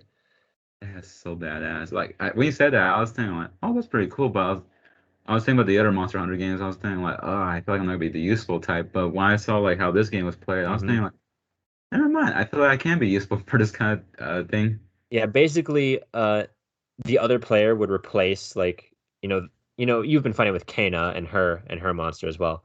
Yeah. Basically, the other player would replace that person in the full game. So like if you wanted to, if say you did get the full game on July 9th, uh, we would be able to kind of do a 4v1 on every monster that we come across. Gosh, just freaking annihilate every single one of them. You know, like we're not even stuttering here. We're taking out all of you. Like Yeah, and they're we can, and I don't know if you've done that before, the synchronized like super moves. I love it. I love Yeah, it. so like Just watching is amazing. with an actual person, those are like way easier to Oh, coordinate. So okay. like you would be able to just fire those off constantly. God, that's amazing. And especially when we got Discord to, communicate because Yeah. no one wants to use the Switch Online talk unless I I mean, guess it's probably not very good to be fair. it's not. I mean, I think I shared it earlier today. Like there was like talk about them like wanting to improve the online features, like to make it more appealing to people because We were, $20 isn't bad, yeah, but they need to step up with stuff. Kobe and I were just talking about that. We said if you really want to, like, if you really want to incite people to, or incentivize rather people Yeah. to get it, like, add more get like we were talking about like the old Pokemon games and how they're so expensive now because of scalpers and like secondhand buyers. Oh, Like yeah. re-release all the old Pokemon games onto like the Nintendo Switch Online service Right. immediately increases the value of having that. Voice Yeah, definitely. and like like I learned like yesterday that the Switch actually has an invite feature. Like you can invite people to certain games, but only certain games, like only like Mario Party uses it. It's like, Yeah. what? Make that in like every game. Like like don't force developers to like make separate invite systems in their games. Yeah, that freaking sucks. Like, just make it for everything, just so like I think it will also help make it easier for people to know like who actually has the game to even invite in the first place. Because once again, I still have nobody to play Fire and the Warriors with, just so I could finally take down some maps that it's just not hard. It's just that the enemies are too spread out. I'm just like I Yeah, suffer with this thing. But I have not. Fire Emblem Warriors is a game that I've had my eye on, so it might be me. But hey, I'll freaking join you for anything. yeah, Like it's help me just grind fun. up. Dude, But amazing.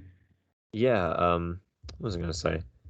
Yeah, the Switch Online. I've heard that Pokemon Unite, the Pokemon MOBA, is gonna have voice chat like intrinsically in it. Oh shit, I wonder how it's gonna change up the thing. Oh my God, I cannot wait for just 9-year-olds to scream profanities at me.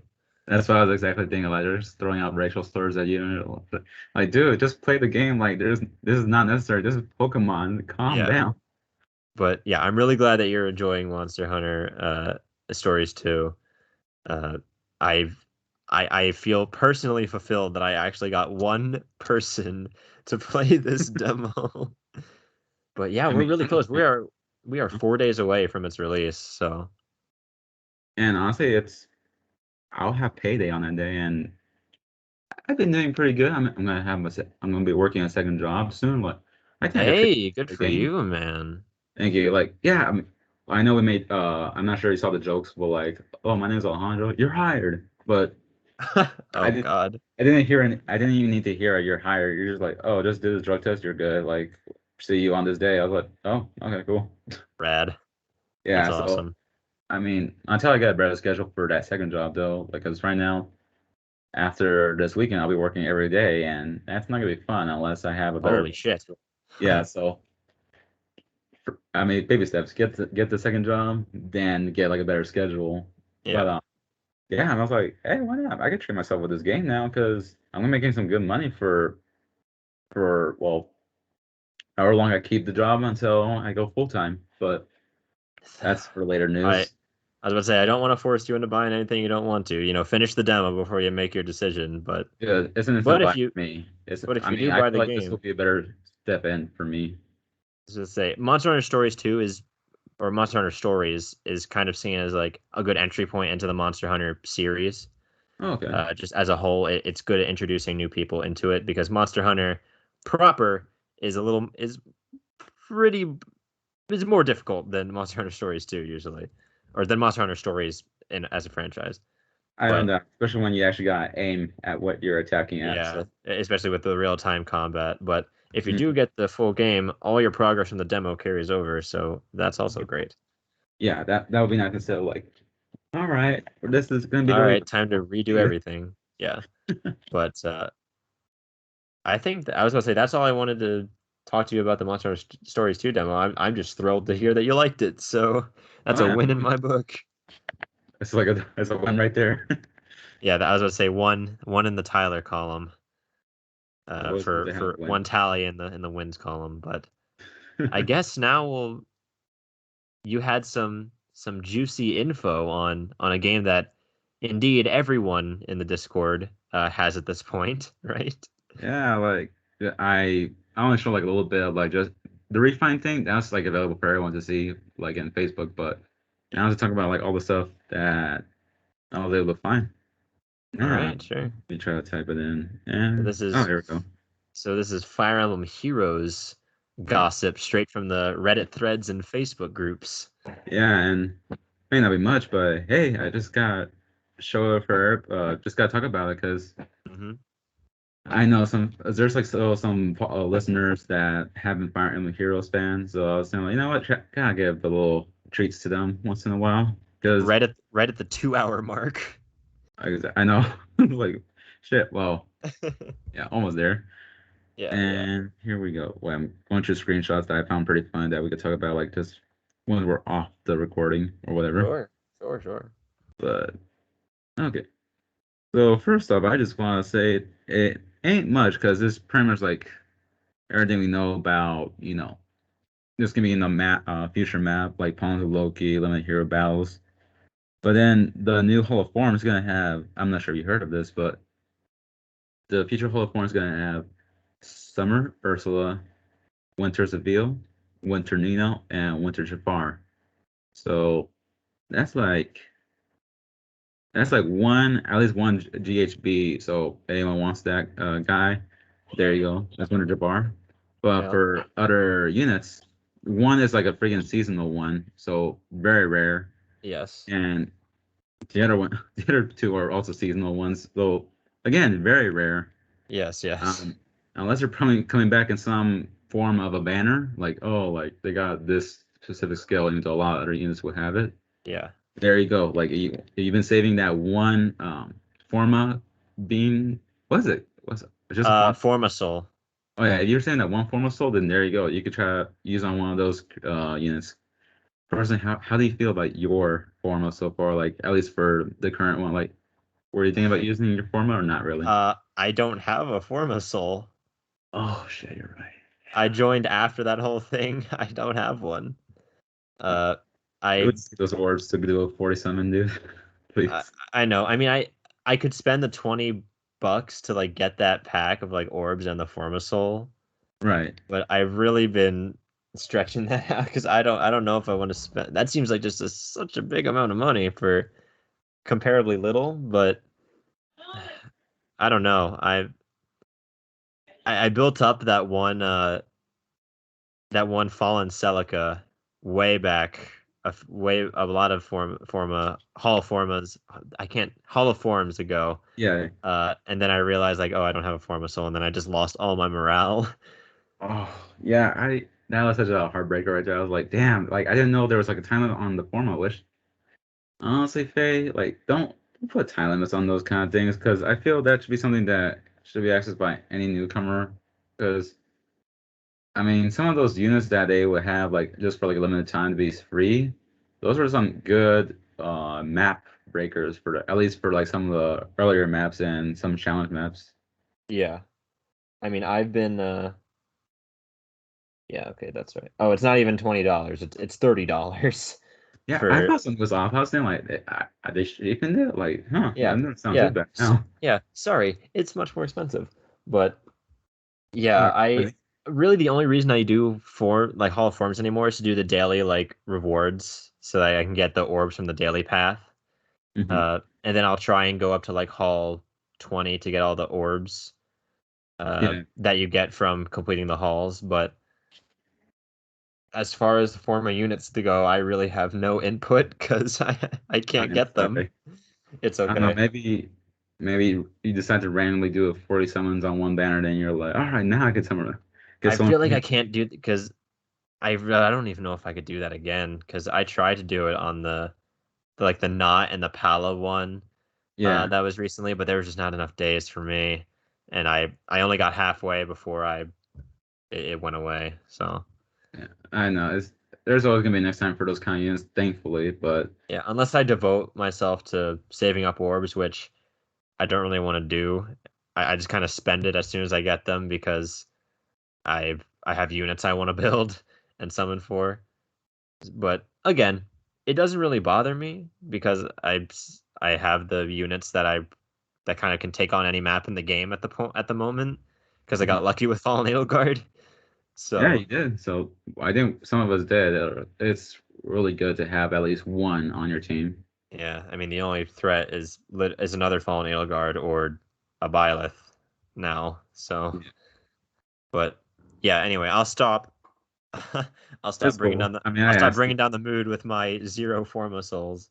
No problem, man. What I was gonna say, you obviously think the units themselves are rare. Are any of the skills useful? Well, I guess you can have any skill on a Forma unit, right? Oh yeah, especially when like they got like a good stat line, then yeah, they could be very valuable when you got like some very valuable skills on them.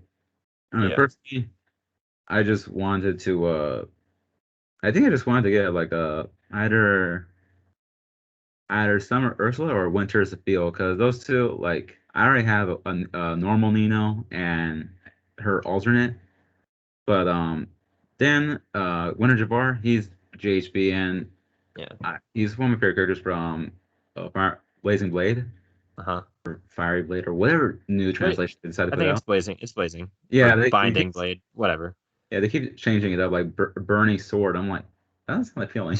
Fire Emblem Burning Sword. That sounds like a meme title of the game. I mean, we could start making fun of like different kind of names for like different Fire Emblem Fire Sword. But or do you still have your Formasol? yeah, I still have one. I've been saving it. Like I thought I was gonna use it for this round, the Forma, but I was like, nah, wanna wait until this one comes up. And Yeah, yeah. other than those two, I think Summer Ursula or Wondersfield got my top pick for using my Forma finally. Right, right. Yeah, but for anything else, there's just gonna be another Legendary Hero Remix banner, Mm-hmm. new Mythic banner. So hey, that's gonna be coming soon. Like Ooh, on bad. oh geez, yeah, it's gonna be coming on the 29th. Well, not that Oh. soon, but hey, you want to save up? Save up. What mythic unit could they add? I don't know at this point. Like they could start. What? I mean, unless they want to play a big ass joke on everybody and decide to have who was the guy who trained under Gerald's? The guy who trained under Gerald? You like who was pretty much a recruit of Gerald's before like later on he acts like a big brother to you. Alois? I always like imagine Make Amber like Alois the mythic imagine unit. He has like the powers of dad a jokes. god. That'd be amazing. That would be funny. I mean, you know me. I'm pretty new at like the Fire Emblem mythos. I did not know who Ashera was. Uh, all the other mythic units that I know are Fire Emblem Heroes exclusive, like Knot and Dagger. Right. Uh, I mean, we have was Saros a mythic unit? Yeah, she is. She is. Okay, Yeah, she's already in there. But like, I was gonna imagine they say tried that. to pull like a, haha, I got you guys. So like, having Holy now shit! Rhea as just a normal mythic banner. Like that would kind of piss me off. Like, no, like, Yeah. give it to someone else. Like, you What already about got her. Gatekeeper? Gatekeeper's the mythic. You know, I would love that. But I'm thinking of other three houses because Sothis is already a mythic, right? Yeah, she's already Yeah. like, yeah, she's already mythic. For Uh, anybody else, I'm pretty sure. um, are there any other godlike characters in three houses that we're missing? To my knowledge, I cannot go any further than like talking about like any other mythical Maybe we creature. could go with, I mean, one of the saints, maybe, or maybe. I mean, they're all beasts now, so that probably wouldn't work. Yeah, Maybe especially when Thalas. Go to the dark side with the Agarthans. hey, I mean, hey, why not? I mean, I don't see why they wouldn't, because honestly, I feel like they could do a lot more with just like the bad guy side, by the bad guy side Yeah. now, or Three Houses. Everybody, I'm sorry, like this is what the ongoing listeners deal with, like me constantly running over my words. But Oh, dude, I totally relate to that. But yes, yeah, we can leave the mythic speculation for later. What else do we what do we got here? just like the normal stuff, like so far it's just so normal. Like hell, even Mjolnir's Strike Shield phase versus Wallheart. I mean, hey, cool, but why I want to say the juicy stuff that I found and I mean I saw on Facebook and I'm really hoping it's real is that we may be getting a freaking oh the fuck was your fireworks an OC goddess into Fire Emblem Heroes, An which is OC goddess? yeah like pretty much like original creation of Nintendo like Oh, okay. yeah, like because considering they have like Surtur and Oh, uh, right. They got Surtur well he's not gone but like and there's like Freya, I guess. you know like how Asker has his god and then like Embla Oh, and yeah, Nifl the gods. dragons, right. Now we have Nifl or Nifel. Niffle? Nifel. Yeah. I say Niffle because Oh, it's like sniffle. I like that. So, again, it matches with the cold, so I'll take Yeah, that. so I'll I follow say that. Niffle. Nifl is making an appearance in Fire Ooh, Emblem Heroes. I'm hoping again. I hope it's real. Ice God. And one thing I noticed in her art is that she has four different poses, so not all the same. So Oh, I'll so show that right now to you. Like yeah, since sure. Shoot those over here, my guy. yeah, for sure, man. And Ice. Okay, we got Ice God, Dragon, so maybe even. It's Now, what the cool. fuck? Y'all think y'all doing it here without me, huh? Ah, a challenger approaches. what's up, Mason? Hello. Hey, pal. Welcome to the 2 hour mark Fire Emblem Heroes speculation talk. Oh, great.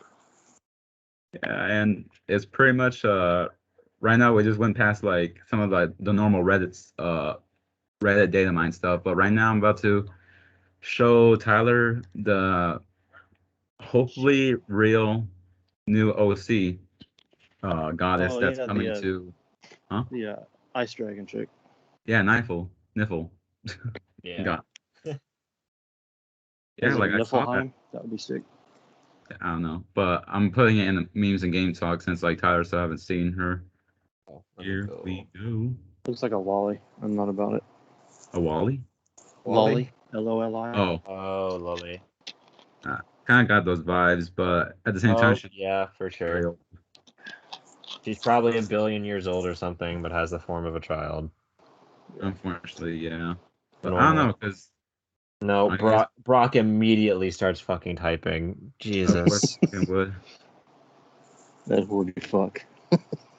I'm slightly intrigued. Oh, God. Well, there we Oh, go. Christ. You have made a Now he starts mistake. playing the game, I'm sure.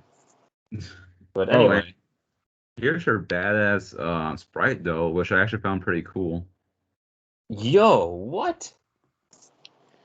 Yeah, Right? Holy she's a new shit. enemy type. Like, moving past the freaking art, I freaking dig the sprite. I'm just saying, like, I holy I shit. thought I thought Freya and Freyr's transformations were cool into like those goat demons, but this is ice wolf dragon shit. Oh, she's a furry also. And even Brock said he comes. Uh, well, that's cool. I'm sure she won't be overpowered at all. Oh, No. yeah, no. I mean, I think they released the the stat spread too. yeah, like everyone dies on one impact. Like there you go. Like not overpowered at all. Do you think she'll be? I'm sure she'll be a banner unit. She won't be like a a story chapter unit or anything, right? That's the thing. I'm pretty sure it's gonna be like someone to some. Oh, she's someone to someone on. I mean, think about new mythic banner coming. She Right. shows up in data mines. Like that's my safe bet that she would be the one to, you That's know, fair. yeah. Oh yeah, very fair. Like That's fair. yeah. So yeah, He that's huh? does Grima have a true form?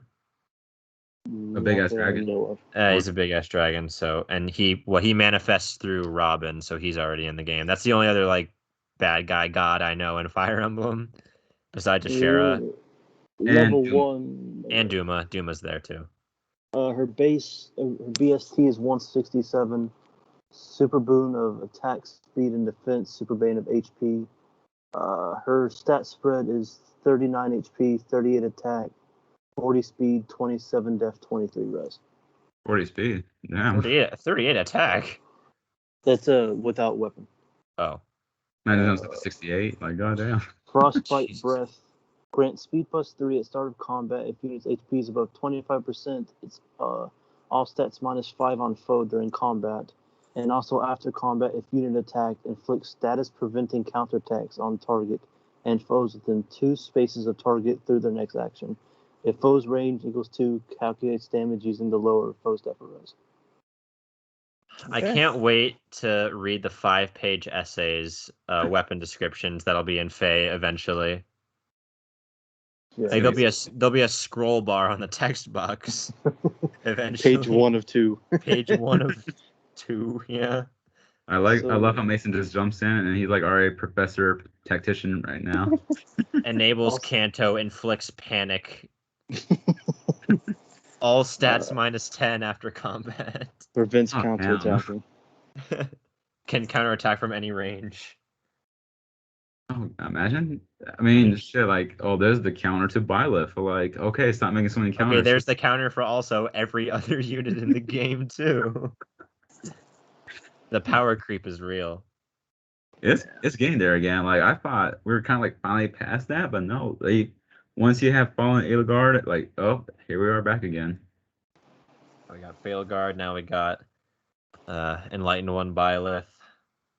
Now we're gonna get Ice, Furry, Lolly, God, Dragon, OC.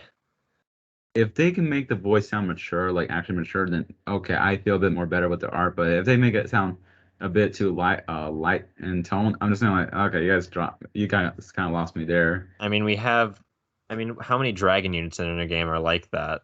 Like you have freaking what? Tiki. Myrrh is her name? Yeah, Myrrh. You got Tiki. Murray, you got Young Tiki.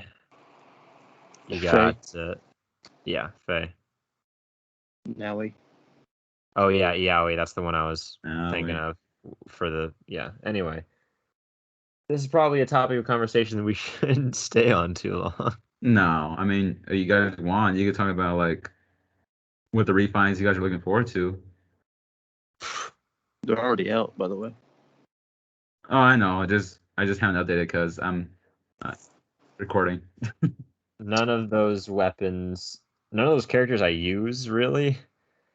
So I guess I'm excited for Fjorms.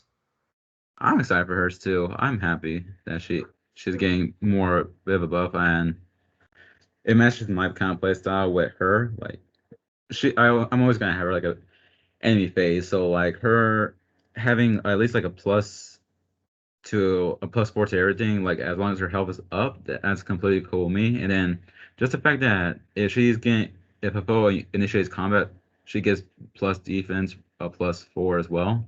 So because right now, in that case, that'll be plus defense plus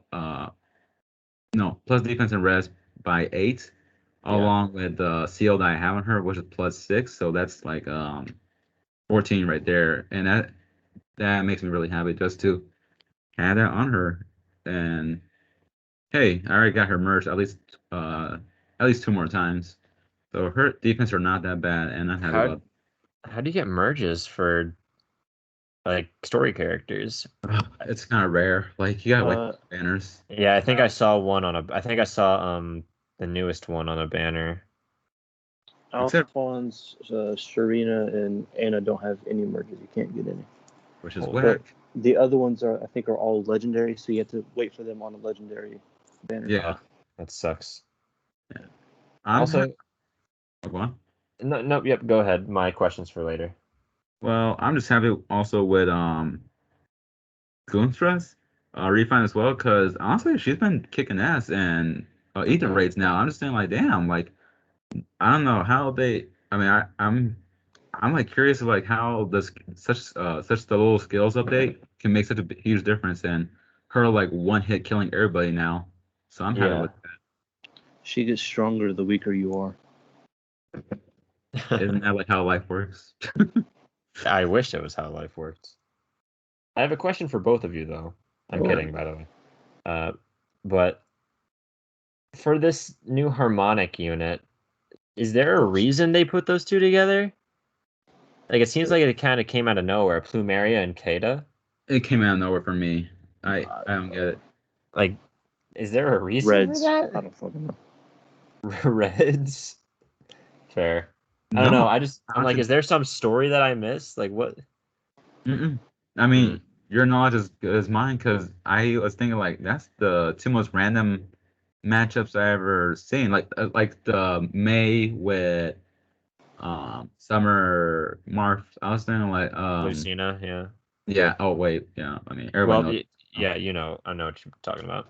But I was just thinking like, huh? I didn't expect that combination. So once again, they made this odd pair of them. Just thinking like, I'm not sure where they can make the connection, especially when I guess we'll see how they do it in the story. I mean, In the block story. paralog, yeah. At the same time, I'm just thinking like, I just can't see it making sense. Kolby's response to your picture, Mason. Jesus Christ. Oh yeah. What picture? In the Discord, it's not. But Oh, the fucking. Yes. yeah. Well, I mean, is that everything you got on Heroes stuff?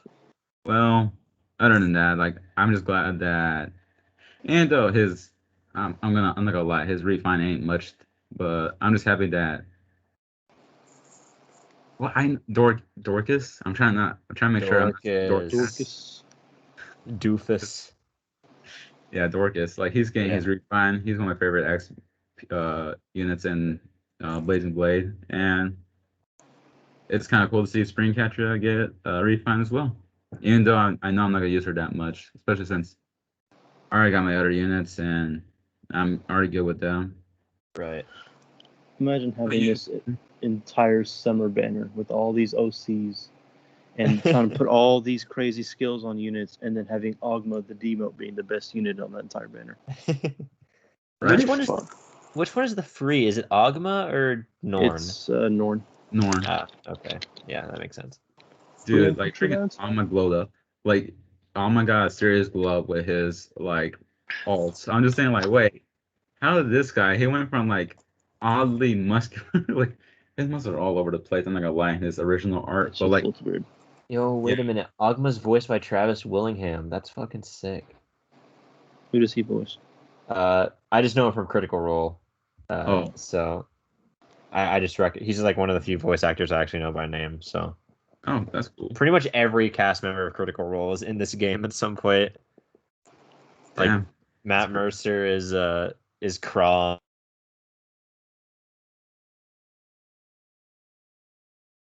Ryoma, I think. Oh shoot.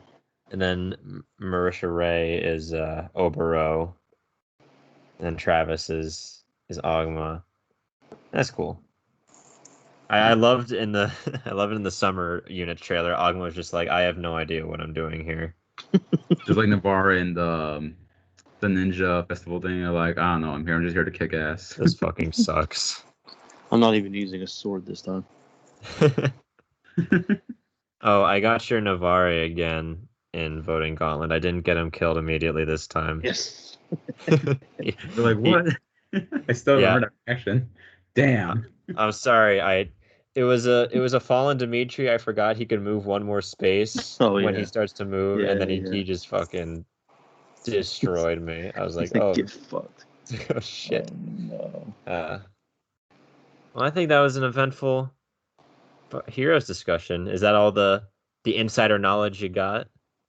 Yeah, that's pretty much it. Just this one unit being like a freaking goddess now, like in the heroes lore. I'm just saying like, holy shit, we're finally getting one of their freaking gods, not just like god caricatures like freaking Loki and Oh, and Thor. Thor. Yeah, Thor with two R's. Is Thor a unit? No. No, Not she's yet. just No, she's just I'm she's not just sure. a. Are you playing as her in Ponzo Loki, or are you playing as Loki? Like, I don't know. It's They're really just playing. They're just playing chess. They're yeah, just yeah, one of them just always loses. It's always the same one though, but no one can figure out which one it is. yeah, exactly. It's So probably Thor. yeah, but now we're getting freaking Nifl, a freaking god, one of the goddesses, So I guess that means we'll be getting Asker and Embla, the right? characters later, right? Mooseful. Or, yeah, and Muspel as well. Hopefully that'll be pretty badass. And who knows, maybe they freaking have personalities are like the opposite of how they would present themselves or how their citizens, I could say, are Yeah, presented like maybe. for starter, like I guess his god is like all honorable and decent and or he's afraid of combat but still badass. Like what? That makes no sense. Like I wonder they if can they're have a all. lot with this stuff now. I wonder if they're all gonna be furries. That's gonna be no bueno. Yeah, it's Well, I mean, well, I don't know. Other people can turn into dragons and be fine, I guess. yeah. But anyway, Other well, than that's that, cool. yeah, are you got well, Mason, are you excited about any of the refines or you're just like, you're just waiting for something else? I grabbed Gunther's because I don't have like any green mages, so she's gonna Hmm. be my main green mage. And then, but I'm trying to save my due for when Brave Camilla comes later this year.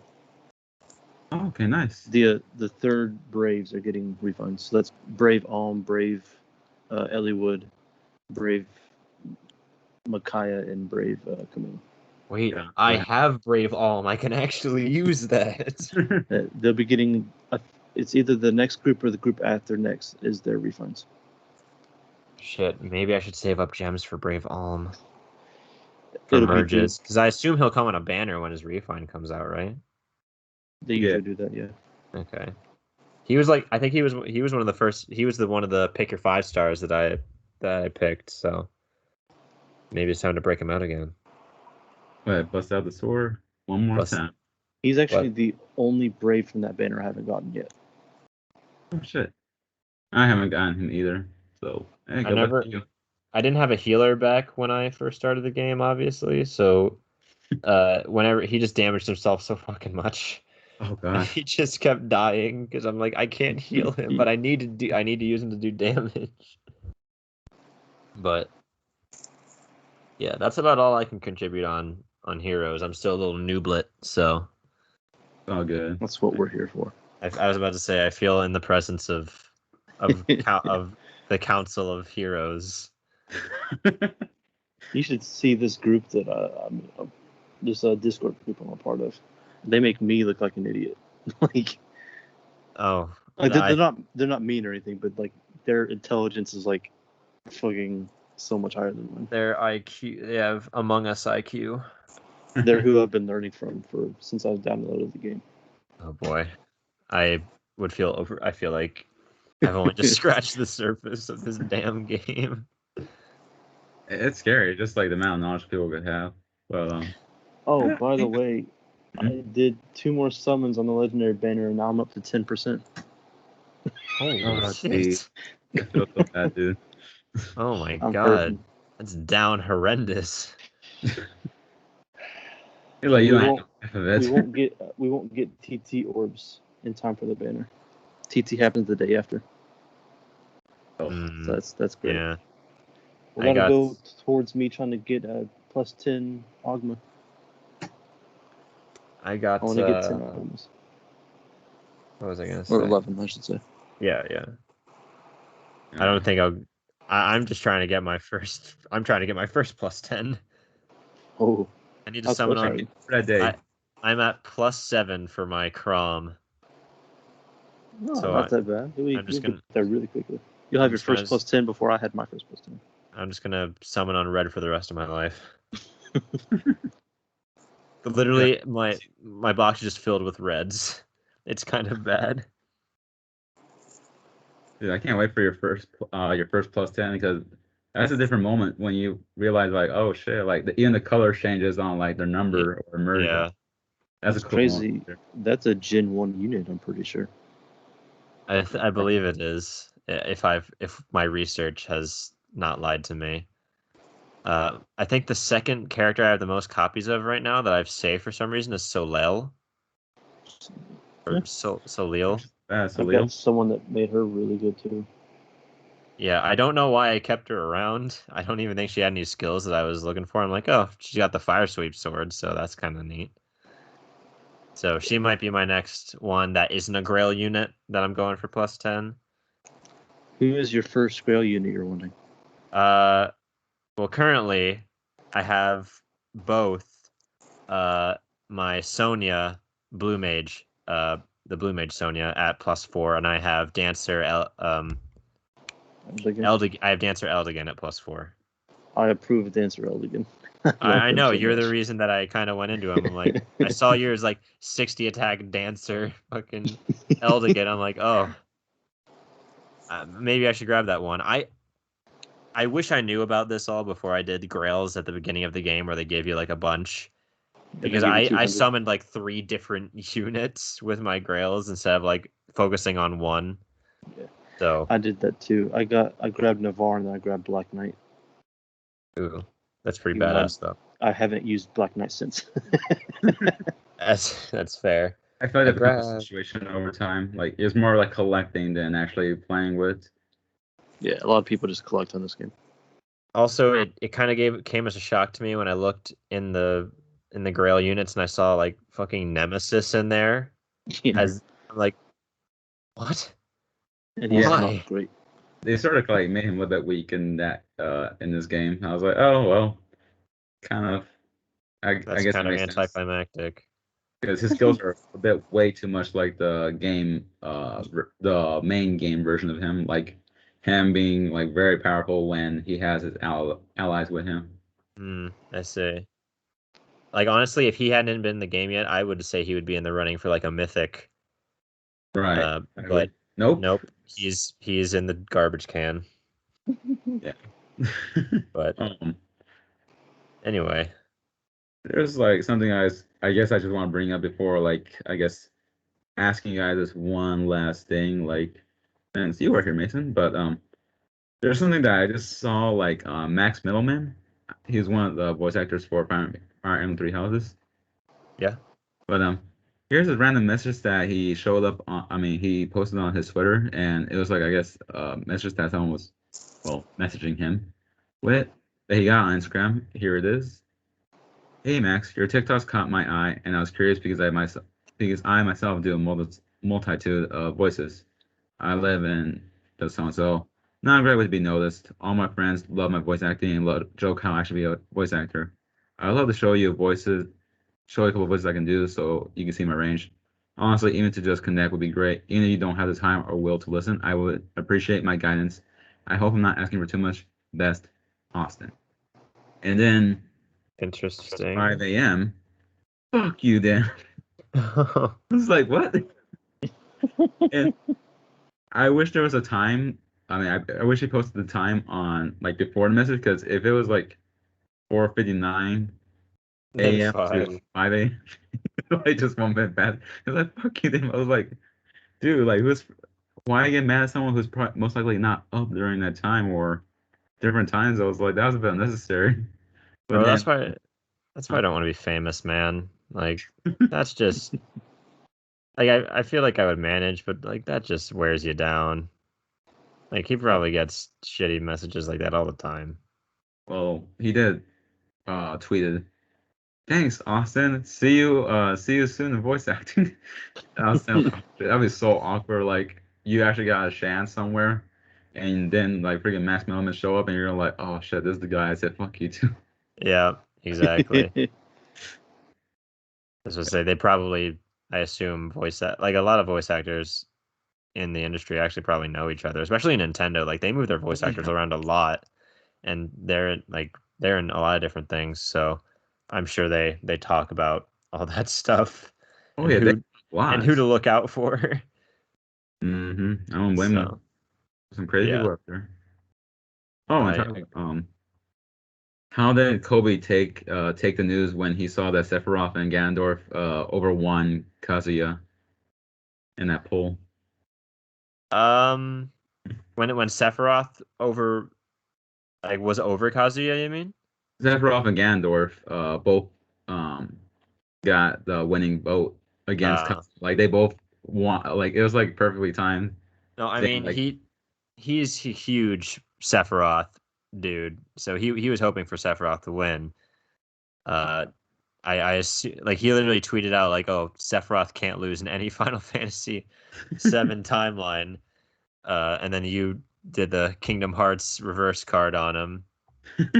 Uh, like when after I remember that freaking argument that Mason used that he's like very OP. Understanding like unless Tom Dock is involved, yeah, he's not gonna win. yeah, I was about to say, but I mean, he's a huge Sephiroth fan, so he was like, "Yeah, that makes." If anything, he was disappointed that Sephiroth wasn't the sole winner, and he had to share the spotlight with Ganondorf. But yeah, I'm pretty sure he knew what the answer would be before he even posted it. Got you. And yeah, I think I'm pretty much done here with asking anything here. You said you had a question to ask us? Yeah. Oh yeah.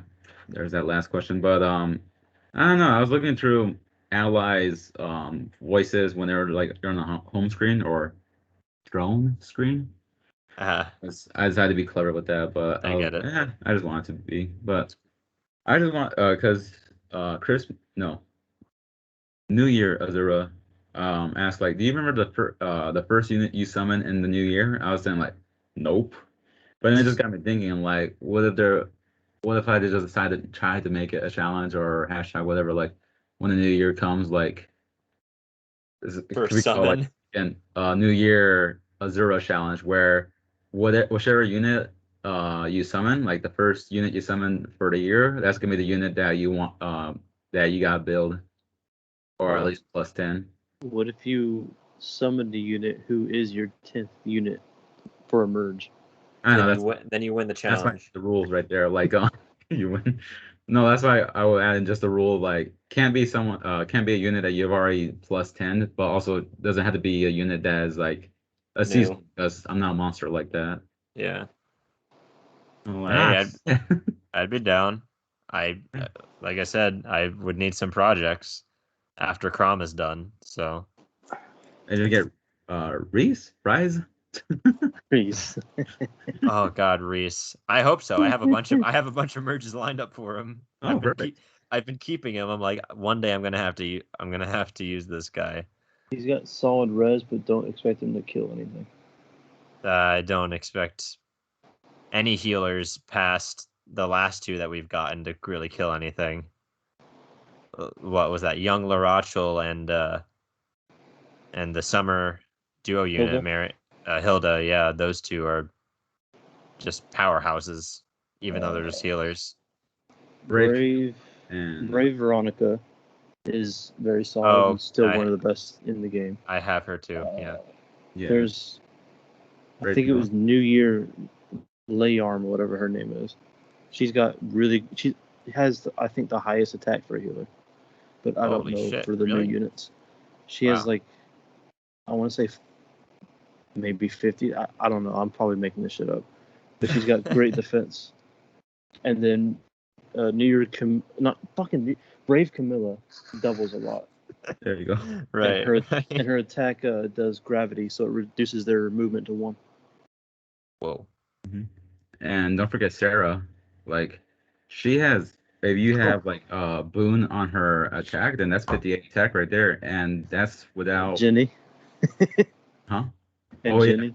her she's insane too. But yeah, Sarah like that's without including her attack speed +6 for like helping out allies, or just her attack speed push like if it's still active, then that's freaking 65 attack right there. I'm just like, damn, that's a lot for freaking healer.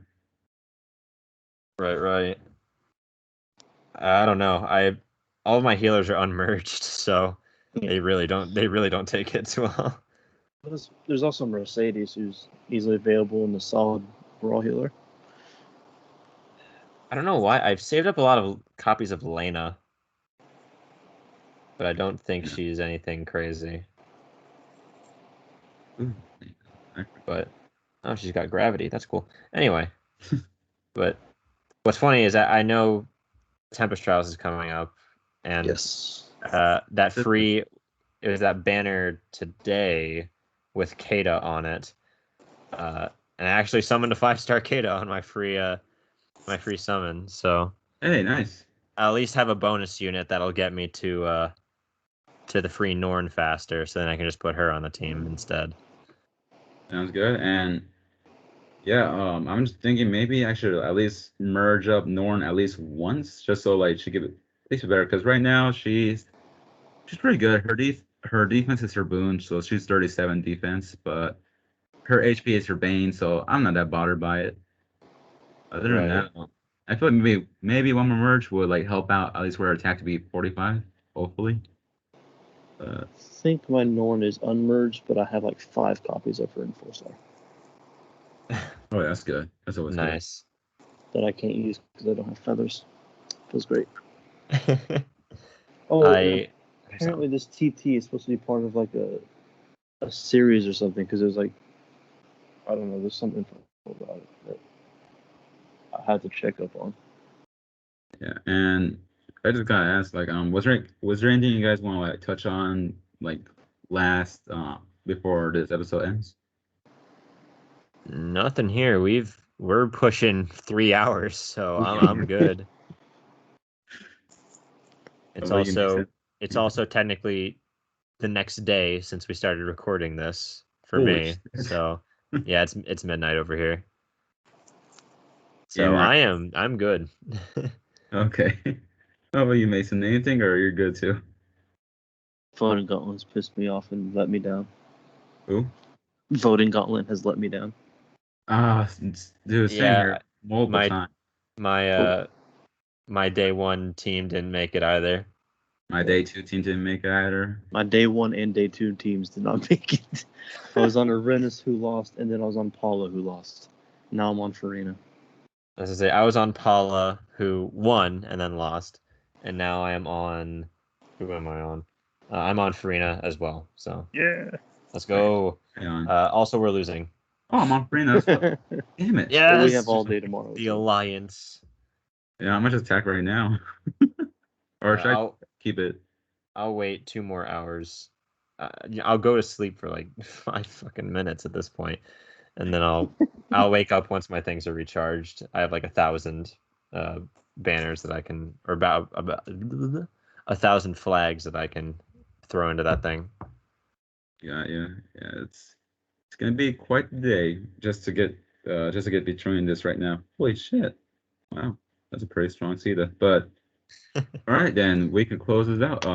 Tyler, you want to throw out any plugs, or you're gonna say no? You're good. It's gonna be in the description below anyway.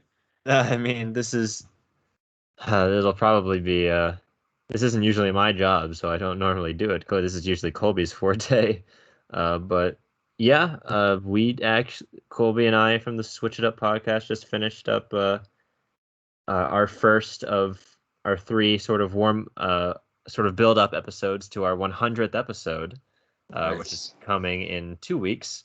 Damn. It might be 3 weeks because today we just did. No, it's 2. Yeah, I can't. I'm sorry, it's late. I can't think. But yeah, Okay. in 2 weeks, it'll be our 100th episode.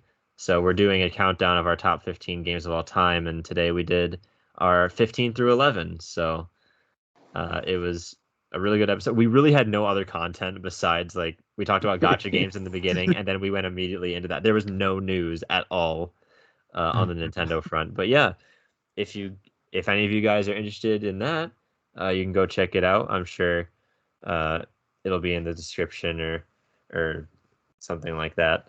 I don't know how this I don't know how this works, but It's all good. It's all good. yeah, no, that's about it.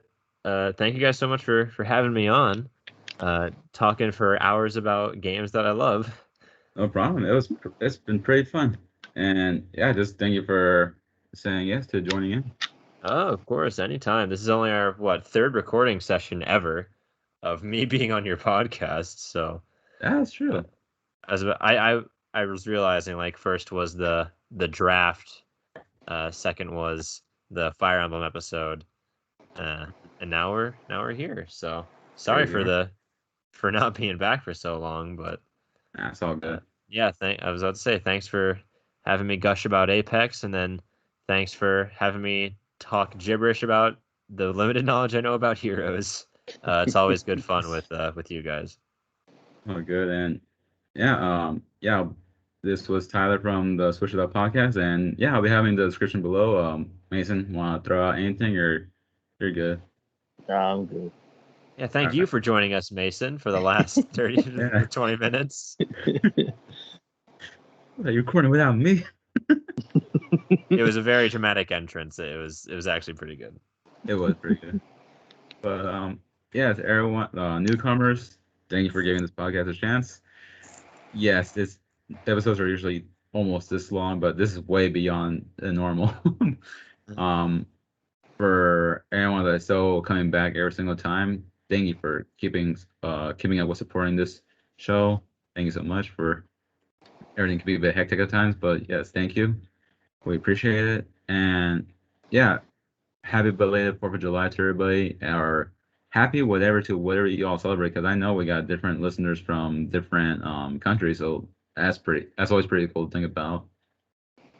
Yeah, just stay safe, everybody, and enjoy the rest of your week. And see you all next week, or who knows, maybe I'll have something new this week. It's it's there's no planning, just podcasting. God, that sounds corny. All right, thank you, everybody. Good night. See you guys.